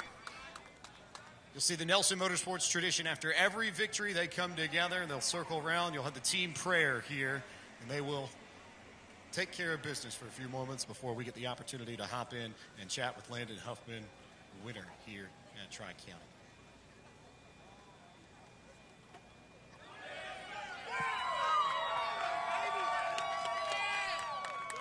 Everybody here. Landon Huffman. Okay. His dad comes in too. I don't think we stopped that one, but you did it without moving him. You just said. Minnie Terrell coming in here too. Landon, how big is this for you and this team? Man, I raced my whole life for a moment like this. I've had opportunities to move up and race stuff at the next level, and it's always got to beat me back down, and the last 3 years have been crazy, man, and worked really, really hard to try to get back here. I couldn't do it without everybody on my own race cars to get me to this point, and then Mr. Barry Nelson and Autos by Nelson for giving me this shot and calling on me to drive this car when they were in, a time of struggle, and it's been a struggle. We've worked really hard, and, every race we've gotten better and slowly chipped away at it. This Reynolds race at Jackson was flying tonight. And I have so many people to thank, but most importantly, the Lord for giving me this opportunity. Every single time you get to set in one of these race cars, it's a blessing. And I hope there was some little go-kart kid watching tonight and watched how I was able to race up front, because that's how it's supposed to be done. How tough was that, not only in that final battle with Caden, but over the last, really, I'd say 50 laps? You could go as far back as maybe halfway through the race. You were up there for a good chunk of it. So what was that like? And why was your car so successful on the bottom? You were the only one that was able to hook that inside line here. Charlie Long horsepower was a good bonus, but I knew my car rotated good all night. We were able to make the bottom work. I felt like everybody gets really aggressive up top and just tries to drive down in the corner super hard, and then they can't get off the corner. So I knew if I could stop and get pivoted and race with Caden, I was going to have a shot, and just very, very thankful to get the job done. $30,000! I have no idea what I'm going to do with that. Yeah! Dylan Wilson coming in for celebrations as well. Landon, biggest question, what's the most important thing out of this? Is it the money that can help the team? Is it winning on the Cars Tour? Brendan Queen coming in. What's the biggest piece that stands out to you immediately here in victory lane? It's a moment of gratification for me because I've worked really hard, and I feel like my path has been definitely unbeaten and off the beaten path. So really just all about team, man. These guys have worked really hard. Like I said, we've had struggles, and it's just been one week after the other, trying to concentrate and work really hard. My crew chief Matthew's learning and doing better, and we're getting better. And as a team, we're improving. So I don't know. We just won 30 grand, but if they keep letting us get better, we might have something for them every week. Going to make a race win diecast perhaps now? I hope so. Landon Huffman, $30,000 richer, winner of the Old North State Nationals here at Tri-County. Man, what an emotional trip in Edelbrock Victory Lane for Landon Huffman. And I know they mentioned that, we may burn down Tri-County Speedway with Landon Huffman going to Victory Lane. You know what? I'll be shocked if Pockets and Brews is still standing after a long night here at Tri-County Speedway. But a long time coming for Landon Huffman. Again, you can see the emotion and how much this has meant to Landon Huffman, who a couple years ago said, I didn't think I'd be racing anymore. And to be able to come from that and be able to be in Victory Lane, so special for him. And there's going to be one heck of a blog about this, I'm sure, too. And I'm glad you brought that up, Blake, because that was the point that I was going to make. Landon is someone who was given back to the sport in a big way. Not many people, small race teams, are willing to pull back the curtain to the extent that Landon does. He puts multiple videos out explaining the intricacies of running a race car of this stature and this nature, and he does an incredible and emotional job in doing that and explaining that to the masses. And you heard him say to his father, Robert, as he came in, I never moved him. Landon made it a point, if they were going to win this race, they were going to follow Jack McNally's advice in the drivers' meeting, and he was going to do it the right way, and he did. And what a moment. And I hope he's able to quite literally soak in every second of this. I hope he's able to do just that. But I think he put something at the tail end of that interview is, well, guess what? We're just getting started here. I mean, they've turned this program around, and who knows, how this season can end. And the upcoming races here for Landon Huffman, he was talking about the Rodney Cook Classic that they're going to run, trying to run in the Valley Star Credit Union 300. There's a lot left for this Nelson Motorsports team that I think the last couple of weeks you've seen the signs that a night like this was going to be possible, and he's finally done it. But I think you make a great point here. The reason that Landon Huffman is so popular is because of the amount of work he has done to try and bring the race fans and truly give them the perspective of somebody who works on their own stuff, who works on his own race cars, and tries to do it the right way both on and off the racetrack. Certainly a special night there for Landon Huffman, as we will catch up with our second-place runner. James Pike is standing by with Carson Quapple. P2 tonight for Carson Quapple and his Bass Pro Shop Chevrolet for Junior Motorsports. Carson, you had to fight a lot tonight. This was not just the race, the strategy, the track, the other drivers. You had electrical issues as well. Sum up your night and just what it took to get here and how tough of a fight it was to get to P2. Yeah, it was really not really looking too good of a night, I guess. The first 100 laps, I thought we were pretty good. Held track position well and took tires, and it just never really went after that.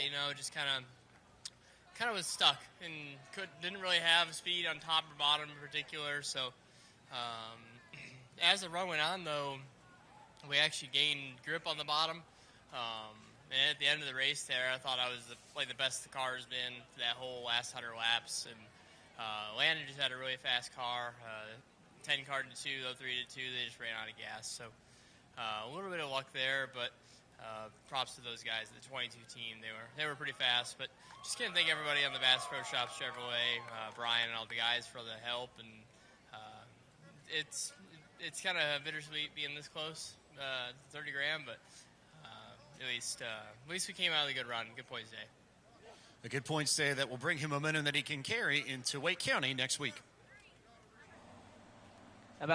Again, this was about as tumultuous of a second-place run as you could have had, going back and forth, being in the midst of a lot of contact. I think it says a lot about this 8 team to be able to have the night that they had, be in the position that they were in with about 60 laps to go in this race, and yet still, not only did he finish second, but he had a real chance at the end of this race, cards play out correctly, that he could have won another 30 grand.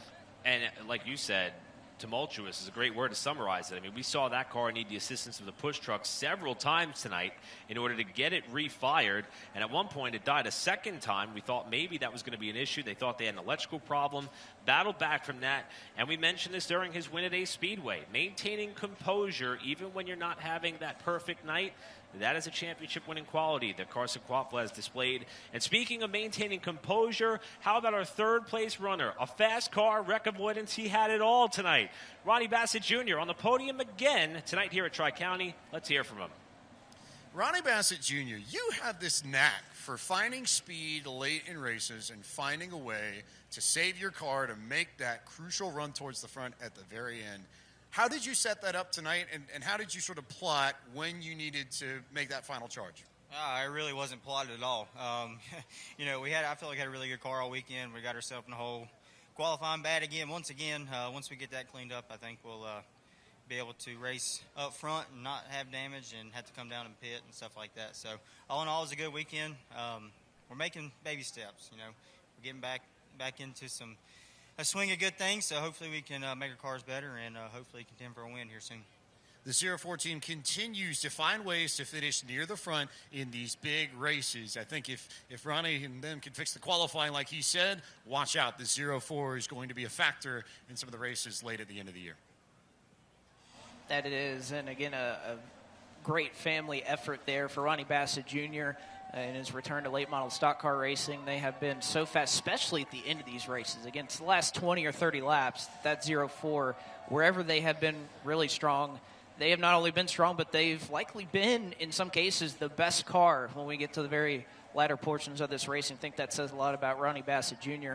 as a driver. But Landon Huffman is your winner tonight. Carson Quapple second, Ronnie Bassett Jr. third. Appreciate their time in talking with us here at Flow Racing. Bobby McCarty fourth, Ryan Millington fifth, Jared Fryer brought it home in sixth, Mason Diaz seventh, Minnie Tyrell in the 81 finished in eighth, Lane Riggs rebounded for ninth, and how about Cameron Bolin, at least what I'm showing, finished in 10th.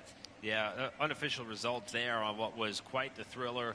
Even though we had a lot of unknowns, we had drivers running out of fuel, we had hard and intense racing, I don't think it was the total carnage that we thought it would be. And at the end of the night, the driver who's going to victory lane and cashing that $30,000 check was someone who did it the right way. Landon Huffman didn't have to get all that physical in order to be able to get up there. He committed to the bottom all night long, and he is a Solid Rock Carriers Cars Tour winner for Nelson Motorsports. What a night. By far one of the biggest stories of the year for sure. Certainly so. Such a big race, such a big prize pool, but we move forward. Eric, this stretch of races does not end for the Solid Rock Carriers Cars Tour. Next up, Wake County Speedway, 1 week for tonight around the bull ring there. Took a visit with the Pro Late Models a little bit earlier. We saw one heck of a finish there for the Pro Late Models, and I don't think with these late model stock cars we'll see anything different. It's going to be incredible for sure. And then the teams will get a little bit of time off before they head to Goodyear All-American Speedway September 9th. And then the next round for the late model stocks, the pro late models in terms of a doubleheader, will be October 7th, where Kenny Wallace is scheduled to come join us there. And again, that will be October 7th at South Boston Speedway. All races, of course, live on Flow Racing. You see some of the race teams, haulers, and fans starting to head for the exits. Blake, I believe after an incredible night of action and racing, we're pretty close to doing the same. Hats off to our entire production crew, everyone with the Cars Tour to get this race in. It was a barn burner all the way to the end, and Landon Huffman with, as he said, one of the biggest moments of his career and life, all unfolding before our very eyes. And we know who's picking up the bar tab, that's for sure.